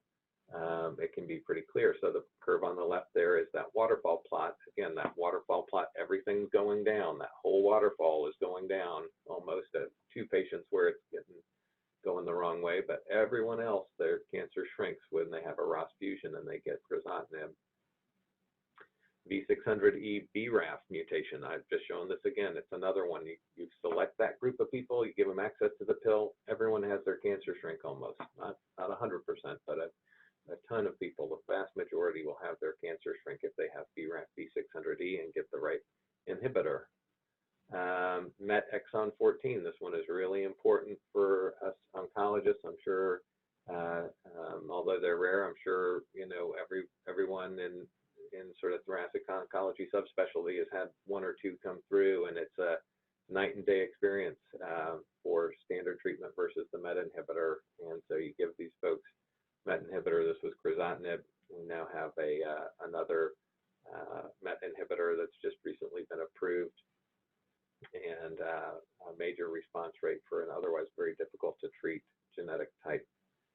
RET fusion, this one was just approved a couple months ago, about 2 months ago, sulfatinib. And so this one, dramatic waterfall plot, and I had a patient that we'd known she had a RET fusion, but there was nothing that worked for it. And then when the sulfatinib data started coming out, she got expanded access sort of protocol therapy up in New York before COVID hit, and was able to get on that drug, and thankfully has had a great response and benefit. NTRK is the last one, number of lung cancer patients with it. It's pretty darn rare though. So in summary, things have gotten complicated. Things have gotten very, very complicated for us in thoracic oncology, and we now have the EGFR out, PD-L1. We're trying to integrate a lot of information about a patient's cancer. Not 100% concordance or agreement across the board in the field, and so people are developing their approaches, with the best science in mind, and really trying to pick the best treatment for the best patient has become such a demanding subspecialty. But the good news is the outcomes are so much better. So as challenging as it is for us, and Dr. Milam, I saw you shaking your head a little bit, as challenging as it is for us, this has become an extremely challenging subspecialty, but the outcomes are better. So if we look at this was my best way to kind of compare it. And I don't know how long I'm running over. I just got a couple more slides, but is treatment really improving? So Dr. Milam had this historical data, and talking about the old chemo, and were we really having that much of a benefit? So this was the old data, the 4-arm study from Joan Schiller that everyone used to. This was the only slide in town for a long time, but this was the old chemo is on the left. And the way I wrote this slide, and you can let me know what you think. I've asked some people their opinions about it. People weren't randomized to these different things, but this was my best way to compare it. I kind of sized the slides the same, and so they both go out to 30 months. They both have about the same height, and so your eyeball can just kind of do the eyeball test. So when you look at the chances of being alive, let's say 10 months, 20 months, 30 months down the road, if you look to the left at where we were and to the right to where we are, it is striking in terms of our patients' chances of being alive years later after being diagnosed with metastatic cancer. It's that eyeball test is just unmistakable. So clear improvement for ALK. For ALK, the improvement is so great that we haven't even hit the median survival. So we're still kind of speculating how long. I just tell people, you know, there are some folks that do incredibly well, and the majority of folks are still alive and responding. And so we don't really know the upper end, and it's a great thing. But for EGFR, the outcomes are good. Probably not quite as good as they are for ALK, but they're really good. Again, that eyeball test, where we were, where we are for EGFR mutant patients, just amazing, the advance. And even for folks that don't have mutations. So these are folks that don't have any mutations in their cancer and are receiving immunotherapy treatment because they're PD-L1 positive. So the blue line in the upper part is the survival of folks that are PD-L1 positive, that don't have a mutation identified, and those folks are the majority are alive more than 30 months, and so the improvements are there, and they're very very exciting, and I think it's worth all the challenges and hair pulling when you get these diagnostic test results back and you're trying to pick the very best thing for each patient. But don't want to end the talk without at least mentioning the colleagues in supportive care, supportive oncology. We do want our patients to live better and not just live longer. We want them to live better and have better quality of life. The good thing is having talented people in supportive care and symptom management co-manage our patients and really help to pay attention to how they're feeling. Doesn't just improve their length of their quality of life, it also improves their length of life. So this was a follow-up study that looked at the timing of when the palliative care folks got involved, and that blue line at the top, when you look at the overall survival of patients, or folks who got palliative care involved at some point in their treatment plan, within between a month and a year from the time that they were diagnosed, and those folks did seem to live much longer, in addition to having better quality. So, and just as a way to finish up, you know, lung cancer has been a challenge, and I know many people on the call have been personally touched by this disease in some form, and just really appreciate the words at the 5K that my patient had for us. So some of you, if you're at the Greensboro 5K, heard her speak, and she said, you know, I'm not one of those people. She's very straightforward, straight shooter. She said, I'm not one of those people who finds much consolidation and that everything happens for a reason. I think we've all seen some truly bad things happen, but this diagnosis has had some unexpected blessings and taught me to live more intentionally. And I thought that was something that just really was really beautiful. So, okay, and with that, I'll finish up. And our next speaker, Paige, can I hand the microphone to you? And I'll stop sharing. I don't know how I stop sharing. Stop. Oh, there it is. Okay. Thank you so much, Dr. Petty. We are now going to turn it over to Tammy Allred.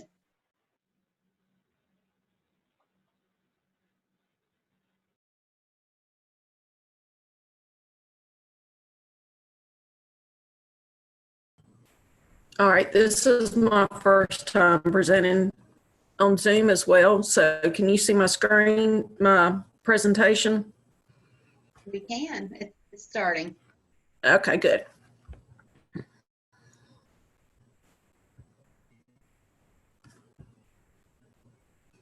Come on. There we go.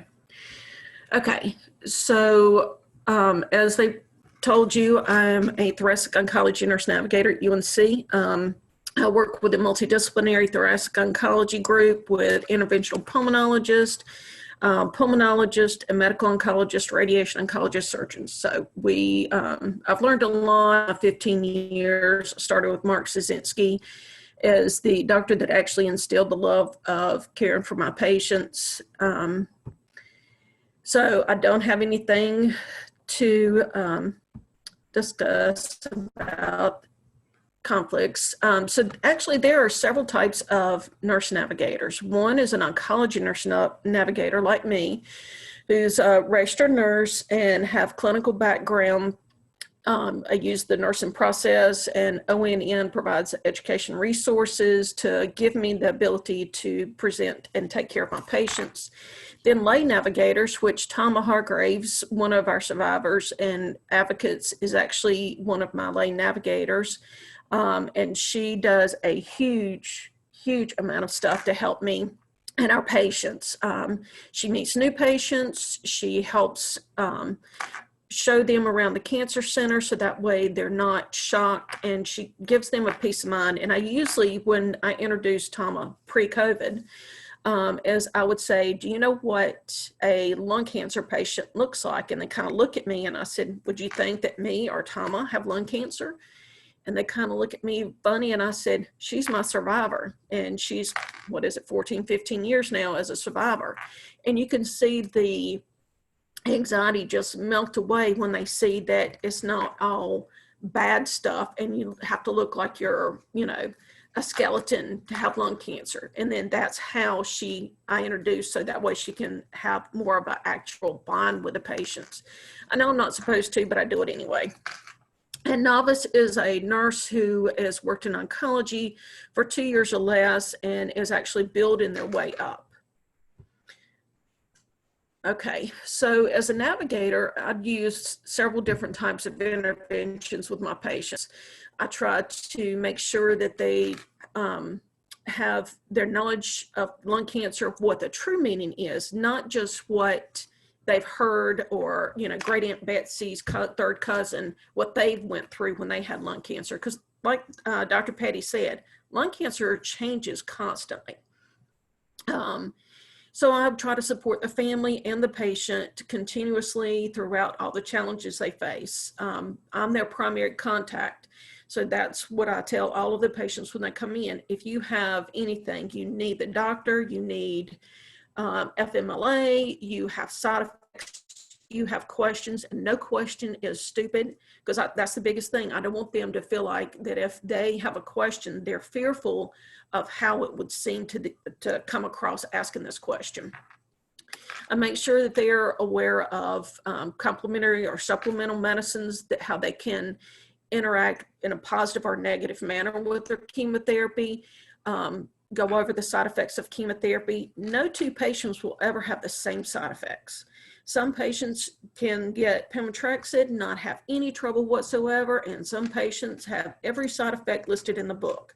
So I try not to preface by saying, oh, you're not going to have any problems, because that's usually going to jinx them. I collaborate with the providers, all the referring physicians, the network of how patients are referred to us, whether it's primary care, whether it's sports medicine or physical therapy, the nurses that are involved. But I try to keep everybody abreast on what this patient is going through and what they need. Make sure they get their scheduled follow-up treatment. And if anybody's having any weight loss or taste changes or anything like that, get them in with nutrition. Make sure that they know not to just nap and lay around the house. We need, like Dr. Garst said, exercise is key. And it doesn't mean you got to go out and lift weights or run marathons. Just walk around the house several times a day. Psychological and financial support. We have social workers that I can refer to, case managers with insurance companies. So I try to reach out as much as I can to make sure that the patient is not having that extra burden to have to go through. And also talk to their family. We're actually starting a new program at UNC with Dr. Eliza Parks, where we're trying to target patients who have young children, well, shouldn't say young children, children, period. And they interact with the patient and help them know how to talk to their child, whether they're a toddler or whether they're a college student. That way, that's got extra support for the patient. Oh, wait a minute, sorry, hit the wrong button. Responsibilities of a navigator, a continuous point of contact throughout their whole process of this cancer diagnosis. At initial diagnosis, whether they're a stage 1 patient or they're in the lung cancer screening program, I work with Dr. Patricia Rivera for our lung cancer screening program, and we have patients that I have actually been with her, we saw several years ago, who had a suspicious nodule, and now they're with my medical oncologist. So I'm their primary point of contact throughout the whole spectrum. And I try to teach patients how to become a self-advocate, tell them they need to speak up, ask questions, write their goals, and make a bucket list. Emotional support for patients and families. And sometimes it gets a little difficult when you've got a family member that's the matriarch of the family and everybody is kind of crumbling around them because they've always been so strong. So you have to reach out to them and encourage them to help support that patient, not just continue to more or less expect more from what they can give. Community support, try to make sure that there are appropriate referrals in the community to get patients to what they need. And also have the patient, if they have questions about side effects from the radiation had 6 months ago, try to be sure that the radiation oncologist as well as the patient know that what's going on and can communicate together. Because a lot of times they think, oh, well, I'm not going to bother because it's a doctor. They're a human being. They're here to help take care of the patient. Make sure they get through the healthcare system, get the appropriate services they need, whether it's nutritional, financial, speech therapy, because a lot of times with lung cancer, they can have tumor compression on a nerve and have voice changes. So have to get them into ENT. So that's the reason I try to build a close relationship with all of my patients, so that way they know they can rely on me to get them what they need. And then it doesn't end when they progress and go with hospice, or whether they, like Tama, she's in survivorship. So I'm still there with them. I'm not just going to go away. They're stuck with me for good. Okay. So as far as the nursing care with lung cancer patients, it's not just one thing at a time. It's, you got to look at the person as a whole and all the side effects, how radiation and chemo or targeted therapy or immune therapy, how is it going to impact the patient? Make sure that they have proper nutrition. I have to teach a lot about proper foods to eat, supplements to take, like Dr. Garst was talking about earlier, how to combat ways with taste changes and weight loss. I've got a situation now which turned out to be much better than what I expected, where I had a patient that home health reported that she had a 20-pound weight loss. Well, instead of just jumping and saying, okay, we've got to get nutrition, get her supplements and all this stuff, I talked to her sister, who's the caregiver. Well, come to find out, she had not had a 20-pound weight loss. If anything, she's had about a 15-pound weight gain because she's feeling better and doing better at home. So you have to investigate, not just jump. Adequate rest, but not to get too many naps in. I always tell patients, try not to take more than 1 nap a day and no more than 30 minutes at the time. That's the hardest thing to do, because once you get in that good nap phase, you want to keep going. But in the long run, it's going to make you more fatigued later on. Pain and side effects. Pain is one of the biggest stigmas right now because of with the DEA, the way they're doing with pain medicines, and everybody looks at you like you're a drug addict if you're on pain medicine. I also have to tell patients to be careful with their pain medicines, to have them in a locked box, securely stored away. You can have visitors come in, you think that, oh, they're just the best thing since sliced bread, they wouldn't take your medicine, and then when they leave, the medicine is gone. I actually had that situation come up not too long ago, and it was really mentally taxing for the patient, because they could not believe what they were, you know, that this person that they thought they could trust was actually taking their medications. And also, I encourage patients, when we're starting pain medications, to write down when you take the medicine, what your pain score is, 0 to 10, 0 being none, 10 being severe, and write down when you take your medicine, and then an hour later, how's your pain score? And then also how many times you take your medicine for breakthrough pain. This, when they bring it back in, it gives the provider an idea of what actual dose they need. Do we need to go up? Do we need to go down? Are they too sedated? And that way that we can actually, when you have this documentation, we know exactly what the dose they would possibly need to get better quality of life and better pain control. Controlling anemia, we have to be sure and monitor labs closely, looked at symptom, fatigue, weakness. If a person's having frequent nosebleeds, if they're having hemoptysis or coughing up blood, then you want to ask them about their symptoms before we even draw the blood or while the blood's being obtained. That way you can get an idea of what to expect, what the patient will need. Attending physical therapy, if the patient is not walking much or having trouble with transfers, or they live in a 2-story house and they've got the bedrooms on the 2nd floor, do they need physical therapy to come in and help them with transfers and safe ambulation up and down the stairs? Do they need to relocate the bedroom? Physical therapists going in, an occupational therapist going in, they can actually evaluate the home where I can't go to the home. Because we have patients all over the state of North Carolina and abroad. But this way, the physical therapist can be the actual eyes at the scene in the home to know what the person needs. Emotional and social support, spiritual needs. We have chaplains on site. If the patient is new to the area and they don't have the spiritual support that they need, reach out to a local, the community or local churches to see if you can get the pastor or the minister to come in and meet the patient and get support.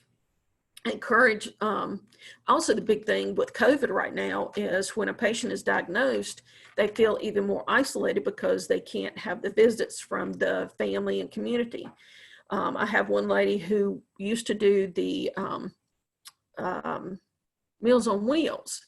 So she thrived on that. Well, now she can't do it because of COVID and the fact that she's going through lung cancer treatment. So I told her, I said, if nothing else, have your family drive you by these people you've been in relationships with and just talk to them from the car. You don't have to be close to them or touching them or anything, but get some type of socialization like that.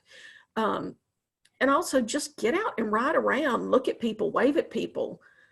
Some of my elderly patients used to love to go to Walmart and just people watch. So I told them, go sit in the parking lot and watch the people.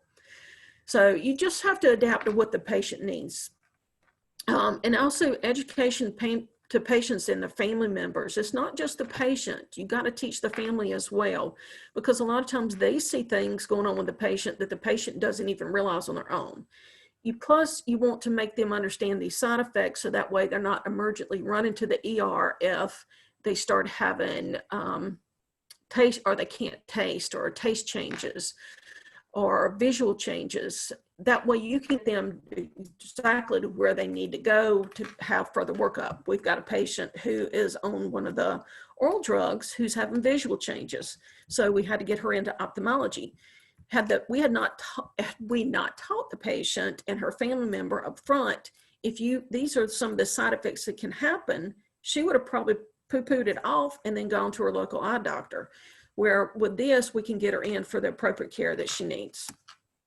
And we also try to educate to keep the patients out of the ER and unnecessary hospital admissions.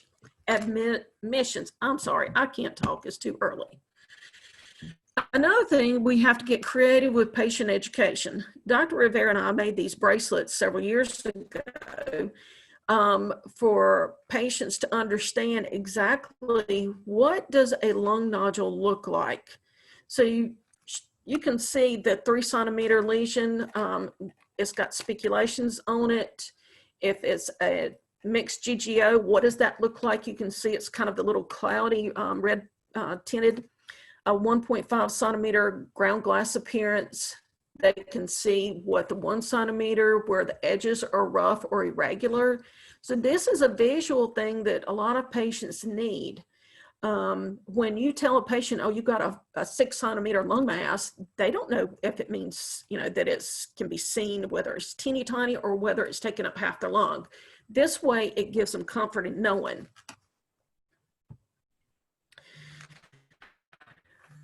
Sources for lung cancer patients. This is one of the things I have fought for years, because patients would hear their diagnosis from the surgeon, oh, you've got lung cancer. Well, the first thing they do now is go to the internet. Dr. Google is not your friend. So you can get a lot of resources from the internet, whether it's expert published, and unfortunately, there's a lot of scam artists.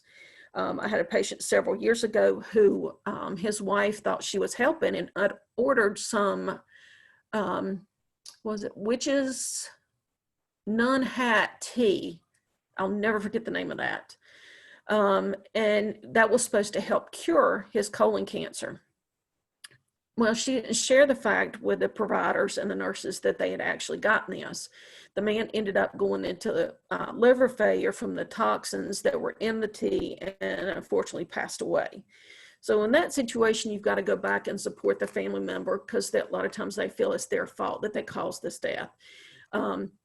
It's not just cut and dry, but you still have to make sure that the patients and their family members understand that what's on the internet is not always true. And it could be that it's promoted that being cheap and easy cure for cancer. It's anonymous, it goes all over the world, but don't need to trust. Always talk to the medical team, and I always encourage patients to discuss things with their medical team before they start taking any oral supplements or trying any teas or things like that that are always a cure for cancer. I had a patient come into clinic one time crying because he was miserable. I had to separate him and his wife, and that's when he finally, because he kept telling me nothing was wrong, but he was so tearful. Well, when I told him, got him away from her, that's when he told me she read online that asparagus soup cured cancer. I said, okay.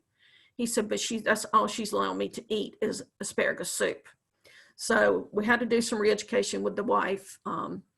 It was not an easy discussion, because she knew she was exactly right and that it was on the internet and that was the source. So just be real careful with what is read. When you look at a website, you can look at the letters at the end of the address and determine where it comes from. EDU is from educational system, where org comes from a nonprofit, gov comes from the government. Com or biz means it's from commercial, or could be for a profit or not, or a private source. So you have to know whether it comes from a business, a university, to know exactly if it could be true or whether it could be more of a scam. I'm not going to go over all this because I don't want to run over, but if it's promoted to sell something and they got all these wonderful cures for it, always investigate, research more. If it's scientific facts versus personal stories, it may not apply to that patient. It doesn't mean that just because that patient had a great experience taking Tarceva that it's the go-to drug for everybody. You got to discuss with your care team to make sure it's accurate and whether it applies to you. Reputable websites, be sure they're quoted from a scientific journal. Also, be sure that you look at the date, because lung changed so much that if it's dated 2004, here we are in 2020, well, that's old history, and we've come up so much and changed so much. So just be sure that the information is appropriately dated.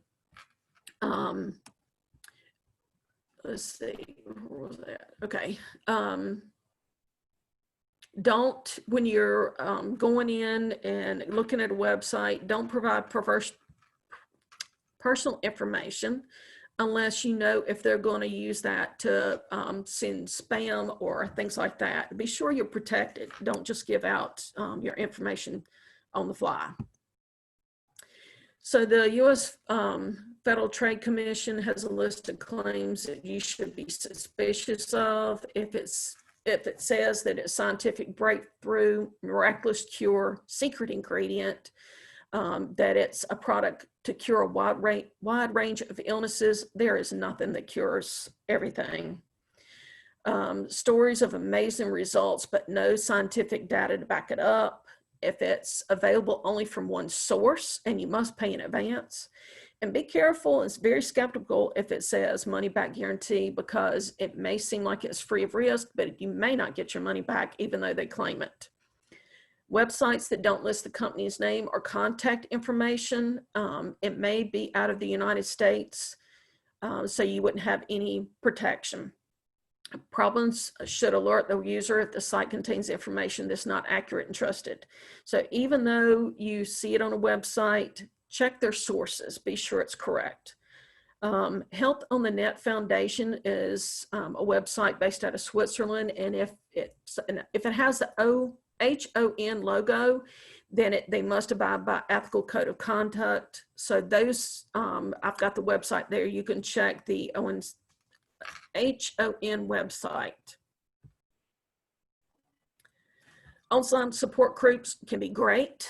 However, be careful, because you may have patients that are there or people that are there who may not actually be who they claim to be.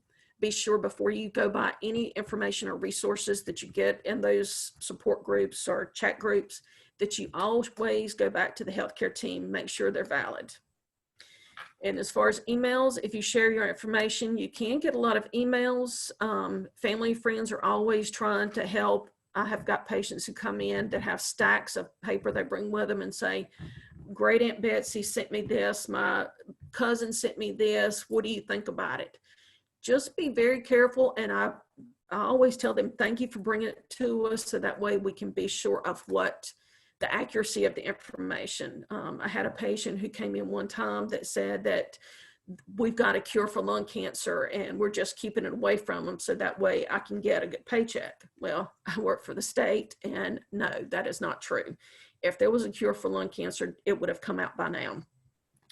Reporting inaccurate information. If you find some information that's inaccurate or making a false claim, these are the different websites that you can report them to. If you see a scam, you can also report that to one of the FDA, Federal Trade Commission, websites.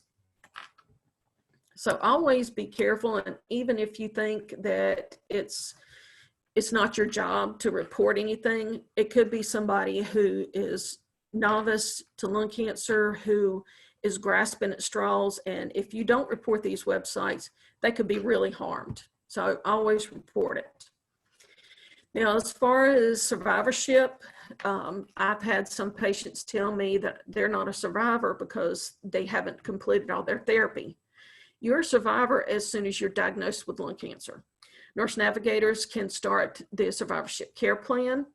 The type of cancer treatments can also predict the type of survivorship they may have to go through. So by that, I mean, if a patient has certain chemotherapies, not just lung cancer therapies, but other kit therapies, then it could put them in high risk for another type of cancer down the road. So you need to start education and teaching from the get-go. Specific information about timing and when to follow up. Some patients think that, once I'm finished with treatment, I'm done, I don't need to follow up. So you've got to be sure they know that even though they've stopped treatment, we're still going to continue to monitor them no matter what. Recommendations regarding preventive practices, smoking cessation. I try to make sure all patients who come in who are smokers or have been smokers or trying to quit on their own, that we get them in with tobacco cessation, so that way they've got the support and somebody to talk to go through all the withdrawals that they may have to go through. Legal protections regarding employment, access to health insurance information from different agencies, psychosocial support groups, dealing with the changes when they go back to work. Are they going to feel stigmatized because they have lung cancer? support groups, whether it's a caregiver, whether it's a children. Like I said, with Dr. Lisa Parks, we're starting a new program where we can get patients with children involved in accurate support that they need from the beginning. And then we also do distress screening when they come back with survivorship, just to be sure that they're coping well, to be sure that they don't need to have one of our psychosocial support program involved. Early intervention, medical care and palliative care are not mutually exclusive. A lot of times patients come in and they hear palliative care, they think, oh God, I'm dying. So I've tried to tell patients that palliative care, as well as hospice care, does not mean immediate death. This just means that we're trying to get you the support in to help you cope with the side effects, whether it's pain, whether it's just side effects due to the treatment, to improve the quality of life and survival. In the nursing role, we advocate for promoting early initiation of treatment at diagnosis, offer the patient and family access to resources, psychosocial, spiritual support as needed, monitor the patients constantly to see if they need any support, and to assist with transitions to end-of-life care. When our patients go to hospice, that doesn't mean that we stop caring about them. We stay in contact with the patients, the families, offer support, and then if the patient passes away, then their family members need to be involved with supportive care. A lot of times hospice agencies start that initially. And here are some support services that I always encourage patients. These are safe resources and not just something Dr. Google points to. And this is one of my favorite poems that I always end all of my presentations with because it speaks volume. Cancer is so limited, it cannot cripple love, cannot shatter hope, cannot corrode faith, cannot eat away at peace, cannot destroy confidence, cannot kill friendships, cannot shut out memories, cannot silence courage, cannot reduce eternal life, and cannot squelch the spirit. So thank you, and I hope this was informative for you. And if you have any questions, anything I can do to help, please feel free to reach out to me. Wonderful. Thank you so much, Tammy. And to all of our speakers, we're glad that we can rely on you and not Dr. Google for informative and important information. So we're going to take 5 minutes for questions before we move on to our next speaker.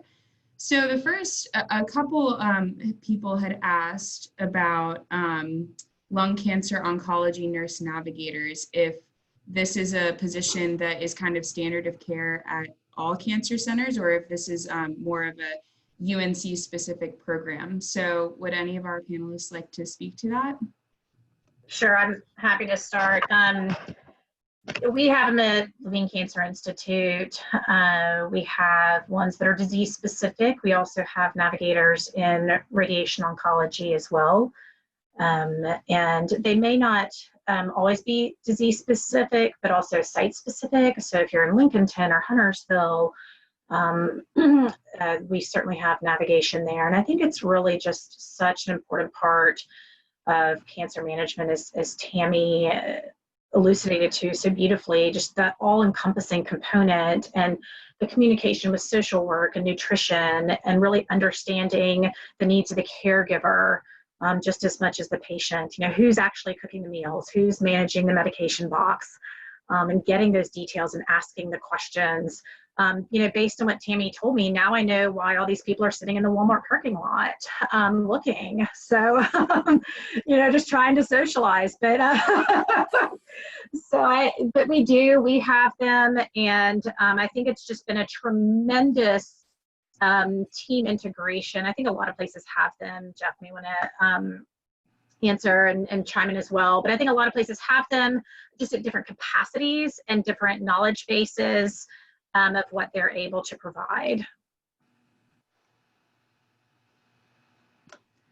Dr. Petty, would you like to speak to that?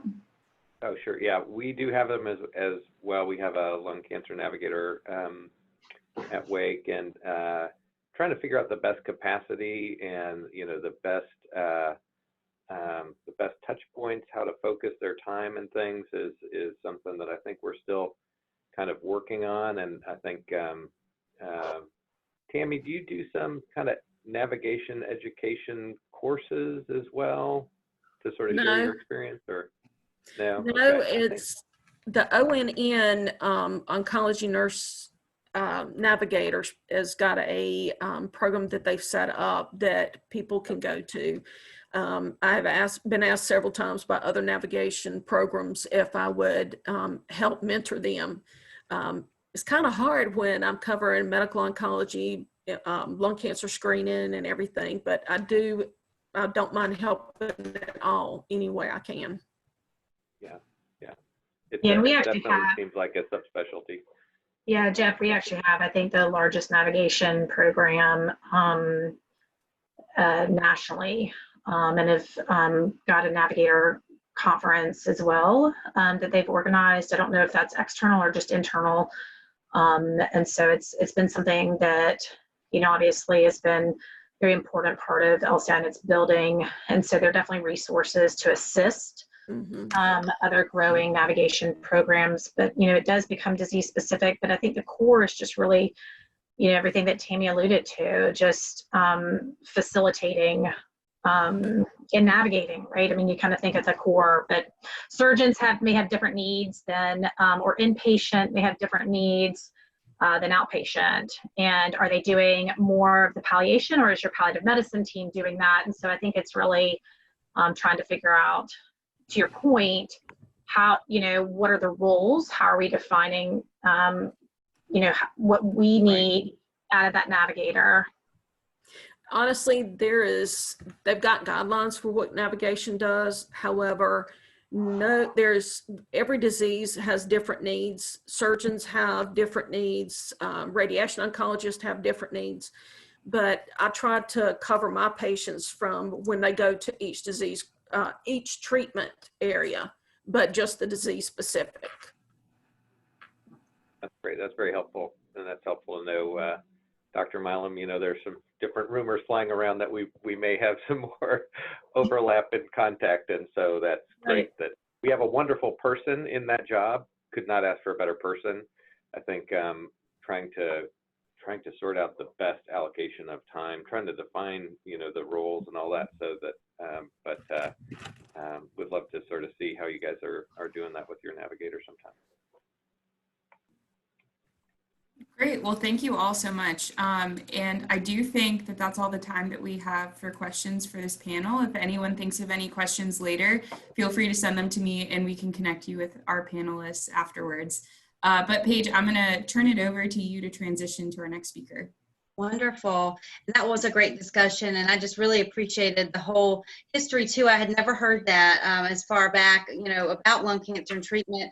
And then the article you referenced from the New England Journal of Medicine, I believe Jenny shared that in the chat. So I just wanted to point that out to everybody if you want to see that. But thank you again. That was wonderful, and just certainly very informative. And I know there'll probably be some follow-up questions that we can ask of you all. But I want to say, I know we're running over in time, and we are going to hear Dr. Katie Wong in just a moment for 20 minutes. She's going to give her presentation, and then we've built in some cushion time. We're going to do a wrap up with you and let you know how you can get involved, and then we're still going to have time for our breakout sessions and keep us on schedule. So with that, I am going to introduce Dr. Katie Wong. She's a senior medical science liaison at Foundation Medicine with a focus on thoracic oncology, targeted therapies, immuno-oncology, and liquid biopsy. Her extensive background in oncology stems from supporting 4 drug launches, 11 investigator-initiated trials, and more than 10 clinical trials. And Dr. Wong is going to talk to us about biomarker testing. So, Dr. Wong, take it away. Thank you, and thank you for that nice introduction and for the invite to talk today. So I'm going to be talking about kind of the basics around Genomics 101. We got some really nice overviews around targeted therapies and precision oncology. So kind of taking it back to, you know, what we're really looking at, what we're really talking about when it comes to precision oncology and targeted therapies. So this is my disclosure information. So this is in everybody. Under normal circumstances, we all have DNA that's organized into genes. So the DNA is really the base instructions for making RNA. And then this RNA serves as kind of the instruction template for making proteins. And proteins are the building blocks that form our organs and our tissues and are really kind of the functional pieces of our entire body. So in cancer, there is a defect in the original instructions in that DNA piece. And when there's a problem in the original kind of base instructions, there's going to be a problem on the protein level, and those proteins are not going to function the way they're supposed to. We all have mutations in our DNA when we're exposed just to our external environment. We can also inherit DNA defects from our parents. And what happens in the case of cancer is that these DNA defects or mutations lead to uncontrolled cell growth. So these mutations happen in cancer-related genes. This leads to altered proteins because that, again, those baseline instructions have defects. So you're going to get altered proteins.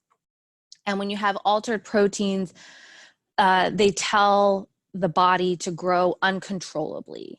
And this uncontrolled cell growth leads to a tumor. So because the DNA is that initial instruction for building RNA, and RNA builds the proteins, we can look at a patient's DNA and look for very specific DNA mutations that are causing that tumor to grow. And when we look at these DNA mutations, that's what we call genomic testing. And this understanding of DNA mutations that is leading to tumor growth has really led to this sort of targeted therapy revolution. So what we're really finding is that each person's cancer is unique. And if you're understanding what's really driving a specific patient's tumor to grow, you can target that tumor with precision medicine. And you kind of think about it like a fingerprint. So each tumor is unique, just the way, similar to the way your fingerprints are unique. And as we're living in this kind of revolution of cancer care, the diagnosis of cancer has really moved away from organ-based diagnosis to a molecularly based diagnosis. So not all lung cancer is the same. And on the right, you can see a pie chart that represents some of the molecular subtypes of lung cancer. So each of these pie slices that you see here represents a protein that is causing that tumor to grow. So now it's not enough just to know that a patient has lung cancer, but what kind of lung cancer? So on that DNA instruction level, what is causing that tumor to grow? And this is another example, again, with lung cancer, where lung cancer is not the same. So each tumor has its own DNA and its own genomic changes. So for the example, an EGFR mutation positive lung cancer, where EGFR is driving that tumor to grow, versus an Alkh mutation positive lung cancer, where Alkh is driving that tumor to grow. Each of these patients would be eligible for different targeted therapies, even though they both have lung cancer. This timeline just has a few examples of the targeted therapies that have been developed across different tumor types. And this is really a small portion of the progress that has been made in this field. But there are targeted therapies in breast cancer. Gefitinib or Iressa was pointed out earlier as a targeted therapy in EGFR mutated lung cancer. There's targeted therapies in melanoma. And the point's been made earlier that this field is moving very rapidly, and there's new therapies and new options being developed, you know, on a monthly, if not weekly basis. And we've talked about targeted therapies, and you can really think about it like a bullseye. So on the right here, we're really looking to develop therapies that directly target those tumor drivers. So those are the proteins in the pie chart that are really causing that tumor to grow. So the whole idea is that you test the DNA of a patient to look for specific mutations that are causing the tumor to grow. And if the patient has these mutations, they're more likely to respond to a targeted therapy. And that targeted therapy is really designed specifically for their cancer. And there's a lot of information in this chart, but really part of the excitement around precision medicine is that when a patient has that specific mutation, they do better when put on a targeted therapy or a precision medicine regimen.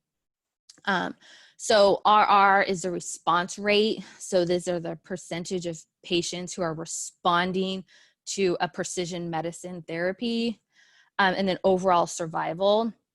So you can see in the column, the PM arm is the precision medicine arm. And generally speaking, when patients are put on a precision medicine, they perform better than when they're not put on a precision medicine. And this is just another example of that by looking at scans. So on the patient on the left, you have a lung cancer patient who had an EGFR mutation and was given gefitinib. And you can see at their baseline CT scan versus their 6-week scan where that patient seems to be responding. And then on the right is an example in melanoma where the patient had responded to a targeted therapy in 15 days. So kind of the take-home message is that the patient's cancer is really unique.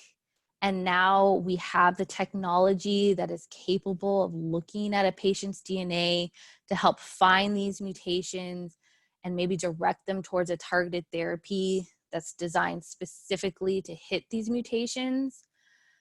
Every patient should really feel empowered to talk to your doctor and your care team about genomic testing. You can ask if your tumor has been tested, is genomic testing a good idea for me? Or even just ask for more information around genomic testing. But a field that's moving very rapidly and hopefully giving patients more options.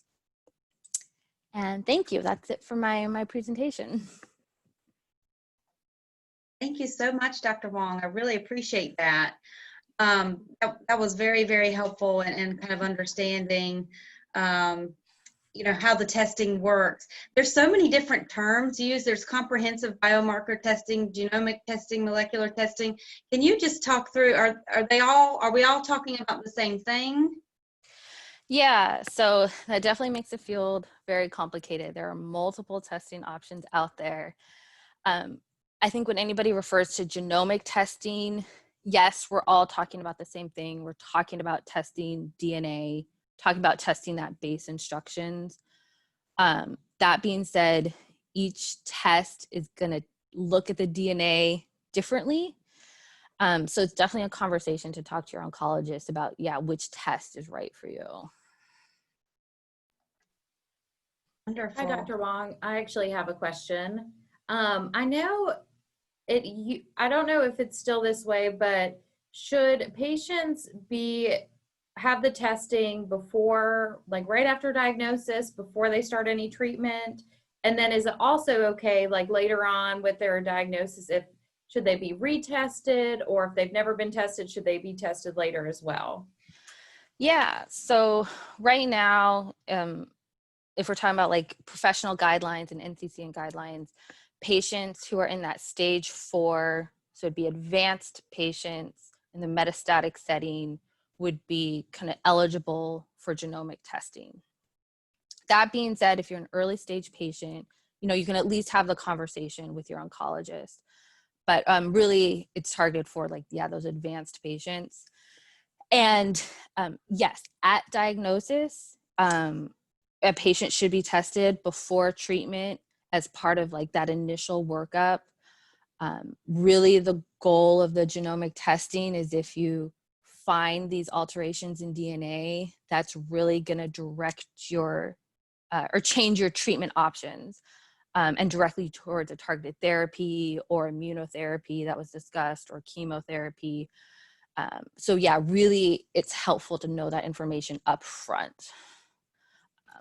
Patients often on these targeted therapies, really the majority will eventually progress. We see Dr. Petty showed some great responses, but when patients do progress, that's another time where patients can be retested to see how their tumors and DNAs have changed over time.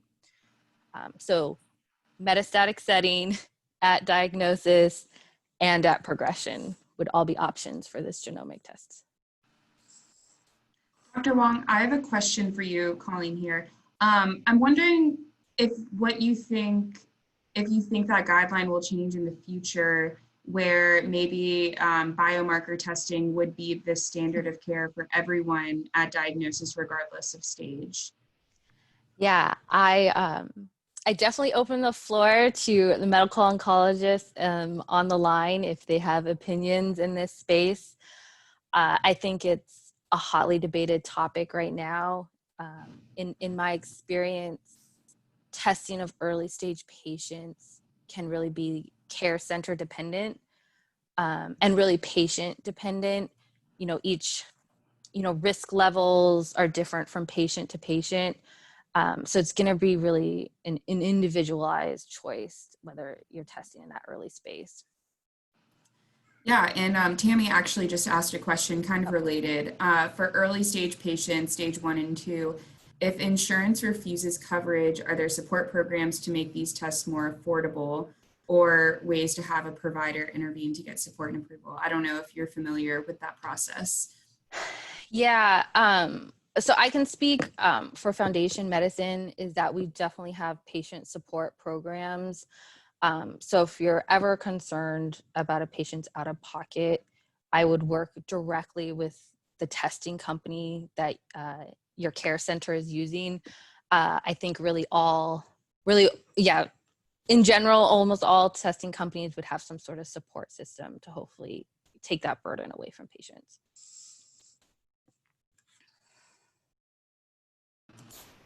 Great, thank you.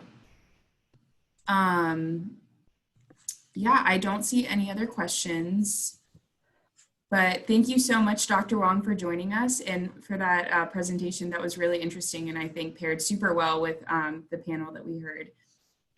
Thank you.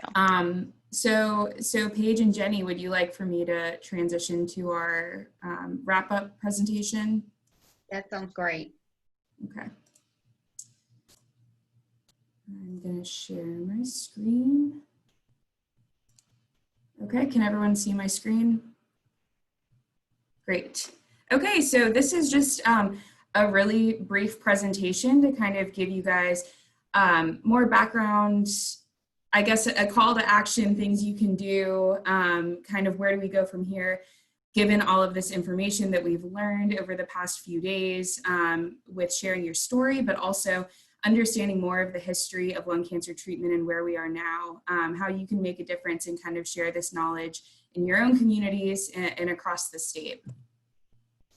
So we brainstormed a couple of ways based on our conversations today and yesterday to advocate, and I'll go through each of these quickly. First, to educate members of your community. So starting the conversation about lung cancer, opening the door for conversation, particularly if you have been personally touched by lung cancer and feel comfortable talking about that experience and that story and all of this information that you've learned. You also can organize a fundraiser. This looks a little bit different, obviously, right now. In-person events are not necessarily advised, but there are still, we at LCI have had to get creative with how we can organize fundraisers. And there are ways that you can kind of create awareness and support our mission and our organization through fundraising through this time. Advocating for policy change as well. This is really touching on Dusty's presentation yesterday in terms of advocating for federal research funding, and there are different ways that you can advocate politically beyond just research funding, but that's just one example. And we will be sharing her slides and recordings of all of these talks if you missed our Dusty's presentation yesterday, but it gives great information about how to contact your members of Congress, write letters, send emails, give a phone call. Sharing your story to these people in power is really powerful and can be a really powerful way to advocate. Volunteer with us. We really encourage you all to get involved. Again, unfortunately right now, volunteer opportunities are limited, but I'm going to, in a few moments, give you some, guidance of ways that you can be involved right now and opportunities to look forward to in the future when we can all be together again. And again, sharing your story. And I feel like you can share your story in each of these ways that you advocate for lung cancer, sharing your story with policymakers, sharing your story at a fundraiser or a community event, to really let people understand where you've been in your journey, how it has affected you, how it's shaped you, and why we need to continue advocating and pushing for change, especially the exciting change we've seen in the past 10 years that Dr. Milam was alluding to in recent publications. So ways to get involved. This is our usual slide, and I kind of adjusted for COVID times.